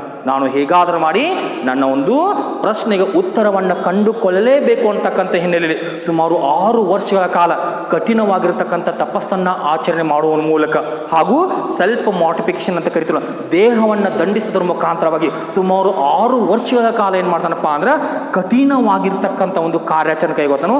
ಆದರೆ 6 ವರ್ಷಗಳ ಕಾಲ ಇಷ್ಟೆಲ್ಲ ಒಂದು ಕಠಿಣ ತಪಸ್ಸಿನ ಆಚರಣೆಯನ್ನು ಕೈಗೊಂಡ್ರೂ ಸಹ ಬುದ್ಧನ ಮನಸ್ಸಿನಲ್ಲಿ ಮೂಡಿರ್ತಕ್ಕಂಥ ಒಂದು ಪ್ರಶ್ನೆಗೆ ಸರಿಯಾಗಿರ್ತಕ್ಕಂಥ ಒಂದು ಉತ್ತರ ದೊರಕುವುದಿಲ್ಲ. ಈ ಸಂದರ್ಭದಲ್ಲಿ ಕಂಡುಬರ್ತಕ್ಕಂಥ ಘಟನೆ ನಾವೇನಂತ ಕರಿತೀವಿ, ಸತ್ಯಾನ್ವೇಷಣೆ ಅಂತ ಕರಿತೀವಿ. ಸತ್ಯಾನ್ವೇಷಣೆ ಅಂದ್ರೆ ಏನ್ರಿ, ಯಾವುದೇ ಗುರುಗಳಿಂದ ತನ್ನ ಒಂದು ಪ್ರಶ್ನೆಗೆ ಸರಿಯಾಗಿರ್ತಕ್ಕಂಥ ಉತ್ತರ ದೊರಕದೇ ಇದ್ದಾಗ ತನ್ನ ಪ್ರಶ್ನೆಗೆ ತಾನೇ ಉತ್ತರವನ್ನು ಕಂಡುಕೊಳ್ಳಬೇಕಂತಕ್ಕಂಥ ಒಂದು ಹಿನ್ನೆಲೆಯಲ್ಲಿ ಸತ್ಯವನ್ನು ಅರಸಲಿಕ್ಕೆ ಹೋಗ್ತಾನೆ. ಹೀಗಾಗಿ ಆ ಒಂದು ಘಟನೆಯನ್ನ ಸತ್ಯಾನ್ವೇಷಣೆ. ಹೀಗೆ ಸತ್ಯಾನ್ವೇಷಣೆ ಸಂದರ್ಭದಲ್ಲಿ ಕ್ರಿಸ್ತಪೂರ್ವ 538ರಿಂದ ಕ್ರಿಸ್ತಪೂರ್ವ 532ರವರೆಗೆ ಸುಮಾರು 6 ವರ್ಷಗಳ ಕಾಲ ದೇಹವನ್ನು ದಂಡಿಸುವುದರ ಮುಖಾಂತರ ಹಾಗೂ ಕಠಿಣ ತಪಸ್ಸನ್ನು ಆಚರಣೆ ಮಾಡೋದ್ರ ಮುಖಾಂತರ ಏನು ಮಾಡ್ತಾನಪ್ಪ ಅಂದ್ರೆ ತನ್ನ ಒಂದು ಯೋಗ ಮಾರ್ಗವನ್ನು ಅನುಸರಿಸ್ತಾನೋ. ಆದರೆ ಈ ಯಾವುದೇ ರೀತಿಯಾಗಿರ್ತಕ್ಕಂಥ ಒಂದು ಆಚರಣೆಯಿಂದ ಅವನಿಗೆ ಜ್ಞಾನೋದಯವಾಗುವುದಿಲ್ಲ, ತನ್ನ ಮನಸ್ಸಿನಲ್ಲಿ ಮೂಡಿರ್ತಕ್ಕಂಥ ಒಂದು ಪ್ರಶ್ನೆಗೆ ಉತ್ತರ ಸಿಗುವುದಿಲ್ಲ. ಕೊನೆಗೆ ಇದನ್ನೆಲ್ಲ ಗಮನಿಸಿರ್ತಕ್ಕಂಥ ಒಂದು ಸಿದ್ಧಾರ್ಥ ಈ ಸಮಯಕ್ಕೆ ಏನಾಗಿರ್ತಾನಪ್ಪ ಅಂದ್ರೆ ಎಲುಬಿನ ಹಂದರವಾಗಿ ಮಾರ್ಪಟ್ಟಿರ್ತಾನೆ. ಕಾರಣ ಏನಪ್ಪ ಅಂದ್ರೆ ಕಠಿಣವಾಗಿರ್ತಕ್ಕಂಥ ಒಂದು ದೇಹ ದಂಡನೆ ಮಾಡ್ತಕ್ಕಂಥ ಸಂದರ್ಭದಲ್ಲಿ ಆತ ಸರಿಯಾಗಿರ್ತಕ್ಕಂಥ ಒಂದು ಆಹಾರ ಸೇವನೆ ಮಾಡಿರುವುದಿಲ್ಲ. ಹೀಗಾಗಿ ಈ ಹಿನ್ನೆಲೆಯಲ್ಲಿ ಎಲುಬಿನ ಹಂದರವಾಗಿ ಮಾರ್ಪಟ್ಟಿರ್ತಕ್ಕಂಥ ಇದೇ ಸಿದ್ಧಾರ್ಥ 6 ವರ್ಷಗಳ ಕಾಲ ನಾನು ಇಷ್ಟೆಲ್ಲ ಪ್ರಯತ್ನ ಪಟ್ಟರೂ ಸಹ ನನಗೆ ಯಾವುದೇ ರೀತಿಯಾಗಿರ್ತಕ್ಕಂಥ ಒಂದು ಉತ್ತರ ಸಿಗಲೇ ಇಲ್ಲ ಅಂತಕ್ಕಂಥ ಒಂದು ಹಿನ್ನೆಲೆಯಲ್ಲಿ ಆತ ಏನು ಮಾಡ್ತಾನಪ್ಪ ಅಂತಂದ್ರೆ ಆ ಸಮಯಕ್ಕೆ ಉರವೇಲು ಅಂತಕ್ಕಂಥ ಒಂದು ಸ್ಥಳಕ್ಕೆ ಬರ್ತಾನೆ. ಯಾವ ಸ್ಥಳಕ್ಕೆ ರೀ? ಉರವೇಲು ಅಂತಕ್ಕಂಥ ಒಂದು ಸ್ಥಳಕ್ಕೆ. ಹೀಗೆ ಉರವೇಲು ಅಂತಕ್ಕಂಥ ಸ್ಥಳ ತೆಗೆದುಕೊಂಡಾಗಿದ್ದು ಗಯಾ ಪ್ರದೇಶದ ಬದಿ ಕಂಡು ಬರ್ತಕ್ಕಂಥ ಒಂದು ಸಣ್ಣ ಹಳ್ಳಿ. ಹೀಗೆ ಈ ಉರವೇಲು ಪ್ರದೇಶಕ್ಕೆ ಬಂದಂಥ ಸಂದರ್ಭದಲ್ಲಿ ಆ ಉರವೇಲುದಲ್ಲಿ ಇರ್ತಕ್ಕಂಥ ನಿರಂಜನ ಅಂತಕ್ಕಂಥ ಒಂದು ನದಿ, ಯಾವ ನದಿ ರೀ? ನಿರಂಜನ ಅಂತಕ್ಕಂಥ ಒಂದು ನದಿಯಲ್ಲಿ ಏನು ಮಾಡ್ತಾನಪ್ಪ ಅಂದ್ರೆ ಸ್ನಾನವನ್ನು ಮಾಡ್ತಾನೆ. ಹೀಗೆ ನಿರಂಜನ ನದಿಯಲ್ಲಿ ಸ್ನಾನ ಮಾಡಿರ್ತಕ್ಕಂಥ ಇದೇ ಸಿದ್ಧಾರ್ಥ ಆ ಒಂದು ಉರವೇಲು ಪ್ರದೇಶದ ಬದಿಯಲ್ಲಿರ್ತಕ್ಕಂಥ ಒಂದು ವೃಕ್ಷದ ಕೆಳಗೆ ಕುಳಿತುಕೊಳ್ತಾನೆ. ಹೀಗೆ ಆ ವೃಕ್ಷದ ಕೆಳಗೆ ಕುಳಿತುಕೊಂಡಂಥ ಸಂದರ್ಭದಲ್ಲಿ ಆ ಸಮಯಕ್ಕೆ ಆ ಒಂದು ವೃಕ್ಷಕ್ಕೆ ಏನು ಮಾಡ್ತಾನಪ್ಪ ಅಂದ್ರೆ ಸುಜಾತ ಎಂಬುವಳು ತನ್ನ ಒಂದು ಹರಕೆ ತೀರಿಸುವ ಸಲುವಾಗಿ ನೈವೇದ್ಯವನ್ನು ಕೊಡಲಿಕ್ಕೆ ಬಂದಿರ್ತಾಳೆ. ಯಾವ ವೃಕ್ಷಕ್ಕೆ ರೀ? ಆ ಉರವೇಲು ಗ್ರಾಮದಲ್ಲಿ ಕಂಡು ಬರ್ತಕ್ಕಂಥ ಒಂದು ವೃಕ್ಷಕ್ಕೆ. ಕಾರಣ ಏನಪ್ಪ ಅಂದ್ರೆ ಬಿಹಾರದ ಒಂದು ಜನತೆಯನ್ನು ತೆಗೆದುಕೊಂಡಾಗ ವೃಕ್ಷ ಪೂಜೆಯನ್ನು ಮಾಡ್ತಕ್ಕಂಥ ಒಂದು ಆಚರಣೆ ಕಂಡು ಬರುತ್ತೆ. ಹೀಗಾಗಿ ಈ ಸಂದರ್ಭದಲ್ಲಿ ಸುಜಾತ ಎಂಬುವಳು ಏನು ಮಾಡ್ತಾಳಪ್ಪ ಅಂದ್ರೆ ಒಂದು ಹರಕೆಯನ್ನು ಹೊತ್ತಿರ್ತಾಳೆ. ಏನಂತ ಹೊತ್ತಿರ್ತಾಳಪ್ಪ ಅಂದ್ರೆ ಇವಳಿಗೆ ಬಹಳ ದಿನಗಳಿಂದ ಮದುವೆಯಾಗಿರುವುದು. ಹೀಗಾಗಿ ಬಹಳ ದಿನಗಳಿಂದ ಮದುವೆಯಾಗದೇ ಇರತಕ್ಕಂಥ ಸುಜಾತ ಒಂದು ಹರಕೆಯನ್ನು ಹೊತ್ತಿಕೊಂಡಿರ್ತಾಳೆ. ನನಗೆ ಬೇಗನೆ ಮದುವೆಯಾದರೆ ನಾನು ನಿನಗೆ ಹರಕೆಯನ್ನು ತೀರಿಸುವೆನು. ಹೀಗೆ ಈ ರೀತಿಯಾಗಿ ಈ ಹರಕೆಯನ್ನು ಹೊತ್ತಿಕೊಂಡಿರ್ತ ಈ ಸುಜಾತ ಕೊನೆಗೆ ಈ ಹೊತ್ತಿಗೆ ಅವಳ ಒಂದು ಹರಕೆ ತೀರುತ್ತದೆ. ಅಂದ್ರೆ ತಾನು ಹೊತ್ತುಕೊಂಡಿರ್ತಕ್ಕಂಥ ಒಂದು ಹರಕೆ ಪ್ರಕಾರವಾಗಿ ಬಹುದಿನಗಳಿಂದ ಮದುವೆ ಇರದೇ ಇರತಕ್ಕಂಥ ಸುಜಾತಳಿಗೆ ಮದುವೆ ಆಗಿರುತ್ತೆ. ಹೀಗೆ ತನಗೆ ಮದುವೆಯಾದ ಕಾರಣಕ್ಕಾಗಿ ಈ ಸುಜಾತ ಏನ್ ಮಾಡ್ತಪ್ಪ ಅಂದ್ರೆ ಆ ಒಂದು ವೃಕ್ಷಕ್ಕೆ ನೈವೇದ್ಯವನ್ನು ಅರ್ಪಿಸಲಿಕ್ಕೆ ಬಂದಿರ್ತಾರೆ. ಹೀಗಾಗಿ ಆ ನೈವೇದ್ಯನ ಅರ್ಪಿಸಲಿಕ್ಕೆ ಬಂದಂತ ಸಂದರ್ಭದಲ್ಲಿ ಅದೇ ಸಮಯಕ್ಕೆ ಆ ಒಂದು ವೃಕ್ಷದ ಕೆಳಗೆ ಇರ್ತಕ್ಕಂಥ ಈ ಸಿದ್ಧಾರ್ಥ ಏನ್ ಮಾಡ್ತಾನಪ್ಪ ಅಂದ್ರೆ ಆ ಸುಜಾತಳಿಂದ ಪಡೆದುಕೊಂಡಿರ್ತಕ್ಕಂಥ ಆ ಒಂದು ನೈವೇದ್ಯನ ತನ್ನ ಒಂದು ಆಹಾರವಾಗಿ ಸ್ವೀಕಾರ ಮಾಡ್ತಾನೆ. ಹೀಗೆ ಆ ಒಂದು ನೈವೇದ್ಯನ ಆಹಾರವಾಗಿ ಸ್ವೀಕಾರ ಮಾಡಿಕೊಂಡಿರ್ತಕ್ಕಂಥ ಇದೇ ಸಿದ್ಧಾರ್ಥ ತದನಂತರದಲ್ಲಿ ಉರವೇಲ ಅಂತಕ್ಕಂಥ ಒಂದು ಸ್ಥಳವನ್ನು ಬಿಟ್ಟು ಆ ಉರವೇಲು ಪ್ರದೇಶದ ಬಳಿ ಇರತಕ್ಕಂತಹ ಗಯಾ ಅಂತಕ್ಕಂಥ ಒಂದು ಸ್ಥಳಕ್ಕೆ ಬರ್ತಾನೆ. ಹೀಗೆ ಗಯಾ ಸ್ಥಳಕ್ಕೆ ಬಂದಿರತಕ್ಕಂಥ ಸಿದ್ಧಾರ್ಥ ಒಂದು ದಿಟ್ಟ ನಿರ್ಧಾರವನ್ನು ಕೈಗೊಳ್ತಾನೆ. ಆ ಗಯಾದ ಒಂದು ಪ್ರದೇಶಕ್ಕೆ ಬಂದಿರತಕ್ಕಂಥ ಸಿದ್ಧಾರ್ಥ ಆ ಗಯಾದಲ್ಲಿ ಇರ್ತಕ್ಕಂಥ ಒಂದು ಪೀಪಲ್ ಟ್ರೀ ಅಂತ ಕರಿತಿರಲಿಲ್ಲ, ಆಲದ ಮರ ಅಥವಾ ಆಲದ ವೃಕ್ಷ, ಆ ಆಲದ ವೃಕ್ಷದ ಕೆಳಗೆ ಕುಳಿತುಕೊಂಡು ಒಂದು ದೃಢ ನಿರ್ಧಾರವನ್ನು ಕೈಗೊಳ್ತಾನೆ. ಏನಂತ ಕೈಗೊಳ್ತಾನಪ್ಪ ಅಂದ್ರೆ ನನ್ನ ಎಲ್ಲ ಎಲುಬುಗಳು ಪುಡಿ ಪುಡಿಯಾದರೂ ನಾನು ದೇಹದಿಂದ ಅಥವಾ ಈ ಒಂದು ಜೀವನದಿಂದ ವಿಮುಕ್ತಿ ಹೊಂದಿದರೂ ಸಹ ನಾನು ಈ ಒಂದು ಸ್ಥಳವನ್ನು ಬಿಟ್ಟು ಕದಲಲೇಬಾರದು ಅಂತಕ್ಕಂಥ ಒಂದು ದೃಢ ನಿರ್ಧಾರವನ್ನು ಕೈಗೊಳ್ತಾನೆ. ಹೀಗೆ ದೃಢ ನಿರ್ಧಾರವನ್ನು ಕೈಗೊಂಡಿರ್ತಕ್ಕಂಥ ಸಿದ್ಧಾರ್ಥ ಏನ್ ಮಾಡ್ತಾನಪ್ಪ ಅಂದ್ರೆ ಆ ಗಯಾದಲ್ಲಿ ಇರ್ತಕ್ಕಂಥ ಆಲದ ಮರ ಅಥವಾ ಅರಳಿ ವೃಕ್ಷದ ಮರದ ಕೆಳಗೆ ಏನ್ ಮಾಡ್ತಾನಪ್ಪ ಅಂದ್ರೆ ಜ್ಞಾನೋದಯಕ್ಕೆ ಕುಳಿತುಕೊಳ್ತಾನೆ. ಹೀಗೆ ಈ ಜ್ಞಾನೋದಯಕ್ಕೆ ಕುಳಿತುಕೊಂಡಿರ್ತಕ್ಕಂಥ ಸಿದ್ಧಾರ್ಥ ಸುಮಾರು 47 ದಿನಗಳ ಕಾಲ ಏನಕ್ಕನಪ್ಪ ಅಂದ್ರೆ ಧ್ಯಾನ ಮಗ್ನನಾಗಿರ್ತಾನೆ. ಹೀಗೆ ಈ ಧ್ಯಾನ ಮಗ್ನನಾಗಿರ್ತಕ್ಕಂಥ ಈ ಸಿದ್ಧಾರ್ಥನಿಗೆ 47ನೇ ದಿನದಂದು, ಅದು ಯಾವ ದಿನದಂದಪ್ಪ ಅಂದ್ರೆ ವೈಶಾಖ ಮಾಸದ ಶುದ್ಧ ಪೂರ್ಣಿಮೆಯ ದಿನದಂದು ಏನಾಗತ್ತಪ್ಪ ಅಂದ್ರೆ ಬುದ್ಧನಿಗೆ ಜ್ಞಾನೋದಯವಾಗತ್ತೆ. ಹೀಗಾಗಿ ಈ ಒಂದು ಘಟನೆಯನ್ನು ನಾವೇನಂತ ಕರಿತೀವಪ್ಪ ಅಂದ್ರೆ ಎನ್ಲೈಟ್ಮೆಂಟ್ ಅಥವಾ ಬುದ್ಧನ ಜ್ಞಾನೋದಯ ಅಂತ ಕರಿತೀವಿ. ಹೀಗೆ ಬುದ್ಧನಿಗೆ ಜ್ಞಾನೋದಯವಾದಂಥ ಸಂದರ್ಭದಲ್ಲಿ ಆ ಸಮಯಕ್ಕೆ ಅವನಿಗೆ ಎಷ್ಟು ವರ್ಷಗಳು ವಯಸ್ಸಾಗಿರ್ತವಪ್ಪ ಅಂದ್ರೆ ಸುಮಾರು 35 ವರ್ಷ ವಯಸ್ಸಾಗಿರ್ತಾವ. ಅಂದ್ರೆ ಕ್ರಿಸ್ತ ಪೂರ್ವ 532ರಲ್ಲಿ ಬುದ್ಧನಿಗೆ ಜ್ಞಾನೋದಯವಾಗತ್ತೆ. ಯಾವ ಸ್ಥಳದಲ್ಲಿ? ಗಯಾ ಅಂತಕ್ಕಂಥ ಸ್ಥಳದಲ್ಲಿ. ಯಾವ ವೃಕ್ಷದ ಕೆಳಗೆ? ಅರಳಿ ವೃಕ್ಷದ ಕೆಳಗೆ. ಹೀಗಾಗಿ ಅರಳಿ ವೃಕ್ಷದ ಕೆಳಗೆ ಸುಮಾರು 47 ದಿನಗಳ ನಂತರ ಅಂದ್ರೆ 47ನೇ ದಿನಕ್ಕೆ ಬುದ್ಧನಿಗೆ ಜ್ಞಾನೋದಯವಾಗತ್ತೆ. ಹೀಗೆ ಜ್ಞಾನೋದಯವಾಗಿರ್ತಕ್ಕಂಥ ಈ ಸಿದ್ಧಾರ್ಥ ಏನಾಗಿ ಮಾರ್ಪಡ್ತಾನಪ್ಪ ಅಂದ್ರೆ ತಥಾಗತನಾಗಿ ಮಾರ್ಪಡ್ತಾನೆ. ಏನಾಗಿ ಮಾರ್ಪಡ್ತಾನ್ರಿ? ತಥಾಗತ. ತಥಾಗತ ಅಂದ್ರೆ ಏನ್ರಿ? One who has realised the truth ಅಂತ ಕರಿತಲ್ಲ, ಸತ್ಯವನ್ನ ಅರಿತವ ಅಥವಾ ಜ್ಞಾನವನ್ನ ತಿಳಿದುಕೊಂಡವ ಎಂದರ್ಥ. ಹೀಗಾಗಿ ಆರಂಭಿಕವಾಗಿ ಸಿದ್ಧಾರ್ಥ ಆಗಿದೆ, ಸಿದ್ಧಾರ್ಥನಾಗಿರ್ತಾನೋ ಗೌತಮನಾಗಿರ್ತಕ್ಕಂಥ ವ್ಯಕ್ತಿ ಏನಾದ್ರೂ ಇಲ್ಲಿ ತಥಾಗತನಾಗ. ತಥಾಗತ ಅಂದ್ರೆ ಏನ್ರಿ? ಸತ್ಯವನ್ನ ಅರಿತವ ಎಂದರ್ಥ. ಈ ಅರ್ಥ ಏನ್ರಿ ಇಲ್ಲಿ? ಈ ಸಮಯಕ್ಕೆ ಸಿದ್ಧಾರ್ಥ ಏನಾಗಿತ್ತಪ್ಪ ಅಂದ್ರೆ ಜ್ಞಾನೋದಯವನ್ನ ಪಡೆದುಕೊಂಡಿದ್ದ. ಯಾವ ಸ್ಥಳದಲ್ಲಿ? ಗಯಾ ಅಂತಕ್ಕಂಥ ಒಂದು ಸ್ಥಳ. ಹೀಗೆ ಗಯಾ ಅಂತಕ್ಕಂಥ ಸ್ಥಳದಲ್ಲಿ ಸುಮಾರು 47 ದಿನಗಳ ನಂತರ ತನ್ನ ಜ್ಞಾನೋದಯ ಪಡೆದುಕೊಂಡಿರ್ತಕ್ಕಂಥ ಇದೇ ಸಿದ್ಧಾರ್ಥ ಈ ಸಂದರ್ಭಕ್ಕೆ ತಥಾಗತನಾಗಿ ಮಾರ್ಪಟ್ಟ. ತಥಾಗತನಾಗಿರ್ತಕ್ಕಂಥ ವ್ಯಕ್ತಿ ಮುಂದೆ ಬುದ್ಧನಾಗಿ ಮಾರ್ಪಟ್ಟ. ಹೀಗೆ ಈ ಒಂದು ಜ್ಞಾನೋದಯ ಪಡೆದುಕೊಂಡಿರ್ತಕ್ಕಂಥ ಸಿದ್ಧಾರ್ಥ ಈ ಒಂದು ವಿಷಯವನ್ನ ತನ್ನ ಒಂದು ಗುರುಗಳಿಗೆ ಹೇಳಬೇಕು ಅಂತಕ್ಕಂಥ ಹಿನ್ನೆಲೆಯಲ್ಲಿ ಈ ಅಲಾರ್ ಕಾಲಮ ಮತ್ತು ರುದ್ರಕ ರಾಮಪುತ್ರ ಈ ಇಬ್ಬರು ವ್ಯಕ್ತಿಗಳನ್ನ ಭೇಟಿಯಾಗಲಿಕ್ಕೆ ಬರ್ತಾರೋ. ಆದರೆ ಈ ಸಮಯಕ್ಕೆ ಈ ಇಬ್ಬರು ವ್ಯಕ್ತಿಗಳಾಗಿರ್ತಾರಪ್ಪ ಅಂತಂದ್ರೆ ಮರಣವನ್ನು ಅಪ್ಪಿರ್ತಾರೆ. ಹೀಗಾಗಿ ಈ ಮರಣ ಅಪ್ಪಿದಂಥ ಸಂದರ್ಭದಲ್ಲಿ ಜ್ಞಾನೋದಯ ಪಡೆದುಕೊಂಡಿರ್ತಕ್ಕಂಥ ಈ ಬುದ್ಧ ಈ ಸಮಯಕ್ಕೆ ಇಲ್ಲೇನು ಮಾಡ್ತಾನಪ್ಪ ಅಂದ್ರೆ ಈತ ಬನಾರಸ್ ಸಮೀಪವಿರ್ತಕ್ಕಂತಹ ಸಾರನಾಥ ಅಂತಕ್ಕಂಥ ಒಂದು ಸ್ಥಳಕ್ಕೆ ಬರ್ತಾನೆ. ಯಾವ ಸ್ಥಳಕ್ಕೆ ರೀ? ಬನಾರಸ್ ಸಮೀಪ ಇರತಕ್ಕಂಥ ಸಾರನಾಥ ಅಂತಕ್ಕಂಥ ಒಂದು ಸ್ಥಳಕ್ಕೆ. ಹೀಗೆ ಈ ಸಾರನಾಥ ಸ್ಥಳಕ್ಕೆ ಬಂದಂಥ ಸಂದರ್ಭದಲ್ಲಿ ಆ ಸಮಯಕ್ಕೆ ಈ ಸಾರನಾಥದಲ್ಲಿ ಬುದ್ಧನಿಗೆ ಮೊಟ್ಟ ಮೊದಲ ಬಾರಿಗೆ 5 ಜನ ಶಿಷ್ಯರಾಕರು. ಹೀಗಾಗಿ ಆ 5 ಜನ ಶಿಷ್ಯರು ನಾವೇನಂತ ಕರಿತೀವಪ್ಪ ಅಂತಂದ್ರೆ ಪ್ರಥಮ ಪಂಚ ಶಿಷ್ಯರು ಅಂತ ಕರಿತೀವಿ. ಏನಂತ ಕರಿತೀರಿ? ಪ್ರಥಮ ಪಂಚ ಶಿಷ್ಯರು. ಹೀಗೆ ಒಟ್ಟಾರೆಯಾಗಿ ಜ್ಞಾನೋದಯ ಪಡೆದುಕೊಂಡು ಬನಾರಸ್ ಸಮೀಪ ಇರತಕ್ಕಂಥ ಸಾರನಾಥ. ಇನ್ನು ಈ ಸಾರನಾಥದ ಒಂದು ಸಂಕ್ಷಿಪ್ತ ಹಿನ್ನೆಲೆಗೆ ಬಂದಾಗ ಈ ಸಾರನಾಥಕ್ಕೆ ಪ್ರಾಚೀನ ಕಾಲದಲ್ಲಿ ಮುಖ್ಯವಾಗಿ 2 ಹೆಸರುಗಳಿಂದ ಕರಿತಿರ್ತಾರೆ. ಎಷ್ಟು ಹೆಸರುಗಳಂದ್ರೆ? 2 ಹೆಸರುಗಳಿಂದ. ಆ 2 ಹೆಸರುಗಳಪ್ಪ ಅಂದ್ರೆ ಒಂದು ರಿಷಿಪಟ್ನ ಅಂತಕ್ಕಂಥ ಒಂದು ಹೆಸರು, ಇನ್ನೊಂದು ಮೃಗದವ ಅಂತಕ್ಕಂಥ ಒಂದು ಹೆಸರು. ಈ ಮೃಗದವ ಮತ್ತು ರಿಷಿಪಟ್ ಅಂತ ಯಾವ್ದು ಕರೀತಾರ್ರಿ? ಈ ಒಂದು ಸಾರನಾಥ ಅಂತಕ್ಕಂಥ ಒಂದು ಸ್ಥಳದಲ್ಲಿ. ಸಾರನಾಥದಲ್ಲಿ ಏನು ಕಂಡು ಬರುತ್ತೆ?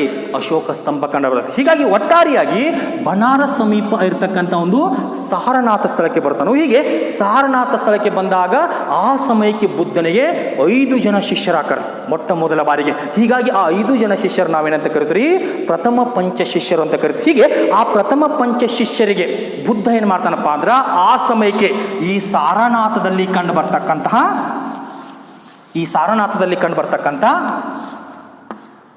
ಧಾಮಿಕ್ ಅಂತಕ್ಕಂಥ ಒಂದು ಸ್ಥಳದ, ಯಾವ ಸ್ಥಳ ರೀ, ಧಾಮಿಕ್ ಅಂತಕ್ಕಂಥ ಒಂದು ಸ್ಥಳದ ಜಿಂಕೆವನದಲ್ಲಿ, ಯಾವ ವನದಲ್ಲಿ, ಜಿಂಕೆವನದಲ್ಲಿ, ಆ ಸಾರನಾಥದಲ್ಲಿ ಕಂಡು ಬರ್ತಕ್ಕಂಥ ಧಾಮಿಕ್ ಅಂತಕ್ಕಂಥ ಒಂದು ಸ್ಥಳದಲ್ಲಿ ಕಂಡು ಬರ್ತಕ್ಕಂಥ ಡಿಯರ್ ಪಾರ್ಕ್ ಅಂತ ಕರಿತೀವಿ ನಾವು, ಜಿಂಕೆವನ.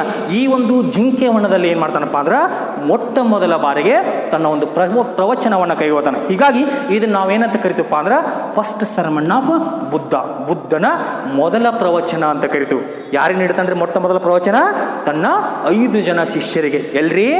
ಬನಾರಸ್ ಸಮೀಪ ಇರ್ತಕ್ಕಂಥ ಸಾರನಾಥ್ ಅಂತಕ್ಕಂಥ ಸ್ಥಳ. ಆ ಸಾರನಾಥದಲ್ಲಿ ಪರ್ಟಿಕ್ಯುಲರ್ ಆಗಿ ಯಾವ ಸ್ಥಳ ರೀ? ಸಾರನಾಥದ ಧಾಮಿಕ್ ಅಂತಕ್ಕಂಥ ಒಂದು ಸ್ಥಳ. ಆ ಸ್ಥಳದಲ್ಲಿ ಏನು ಕಂಡು ಬರತ್ರಿ? ಒಂದು ಜಿಂಕೆವನ ಇರುತ್ತೆ. ಆ ಒಂದು ಜಿಂಕೆವನದಲ್ಲಿ ಬುದ್ಧ ಏನು ಮಾಡ್ತಾನಪ್ಪ ಅಂದ್ರೆ ತನ್ನ ಒಂದು ಪ್ರಥಮ ಪ್ರವಚನವನ್ನು ಕೈಗೊಳ್ತಾನೆ. ಹೀಗಾಗಿ ಆ ಒಂದು ಪ್ರಥಮ ಪ್ರವಚನ ಕೈಗೊಂಡಿರ್ತಕ್ಕಂಥ ಒಂದು ಘಟನೆಯನ್ನು ನಾವೇನಂತ ಕರಿತೀವಪ್ಪ ಅಂದ್ರೆ ಧರ್ಮಚಕ್ರಗಳ ಪ್ರವರ್ತನ ಅಂತ ಕರಿತೀವಿ. ಏನಂತ ಕರಿತೀರಿ? ಧರ್ಮಚಕ್ರಗಳ ಪ್ರವರ್ತನ, turning of the wheel of law or dharma. ಹೀಗೆ ಜ್ಞಾನೋದಯ ಪಡೆದುಕೊಂಡಿರ್ತಕ್ಕಂಥ ಗೌತಮ ಬುದ್ಧ ಏನ್ ಮಾಡ್ತಾನಪ್ಪ ಅಂದ್ರೆ ತನ್ನ ಪ್ರಥಮ 5 ಜನ ಶಿಷ್ಯರಿಗೆ ಸಾರನಾಥದಲ್ಲಿ ಕಂಡು ಬರ್ತಕ್ಕಂಥ ಧಾಮಿಕ್ ಅಂತಕ್ಕಂಥ ಸ್ಥಳದ ಜಿಂಕೆವನದಲ್ಲಿ ತನ್ನ ಒಂದು ಪ್ರಥಮ ಪ್ರವಚನವನ್ನು ಕೈಗೊಳ್ತಾನು. ಹೀಗೆ ಈ ಒಂದು ಪ್ರವಚನ ನಡೆದಿರ್ತಕ್ಕಂಥ ಘಟನೆಯನ್ನ ಧರ್ಮಚಕ್ರಗಳ ಪ್ರವರ್ತನ ಅಂತ ಕರಿತೀವಿ. ಹೀಗೆ ಒಟ್ಟಾರೆಯಾಗಿ ಇಷ್ಟೆಲ್ಲ ಒಂದು ಪ್ರವಚನವನ್ನು ಮುಕ್ತಾಯಗೊಂಡ ನಂತರ ಇದೇ ಸಮಯಕ್ಕೆ ಮತ್ತೊಂದು ವಿಷಯ ತಿಳ್ಕೋಬೇಕ್ರಿ ನಾವು. ಇಲ್ಲಿ ಪ್ರತಿ ಸಲ ಬುದ್ಧ ತನ್ನ ಒಂದು ಪ್ರವಚನವನ್ನು ಕೈಗೊಳ್ಳುವಾಗ ಆತ ವಾಸ ಮಾಡ್ತಕ್ಕಂಥ ಒಂದು ಸ್ಥಳ ಯಾವಪ್ಪ ಅಂತಂದ್ರೆ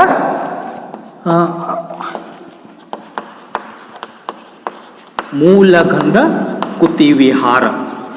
ಹೀಗೆ ಈ ಮೂಲಗಂಧ ಕುತಿ ವಿಹಾರ ಅಂತಕ್ಕಂಥ ಒಂದು ಸ್ಥಳದಲ್ಲಿ ತನ್ನ ಒಂದು ವಾಸವನ್ನು ಕೈಗೊಳ್ತಾನೆ. ಹೀಗೆ ಒಟ್ಟಾರೆಯಾಗಿ ತನ್ನ ಧರ್ಮ ಪ್ರಚಾರ ಕಾರ್ಯ ಕೈಗೊಂಡಿರ್ತಕ್ಕಂಥ ಈ ಬುದ್ಧ ಹಲವಾರು ಪ್ರದೇಶಗಳಿಗೆ ಭೇಟಿ ಕೊಡ್ತಾನೆ.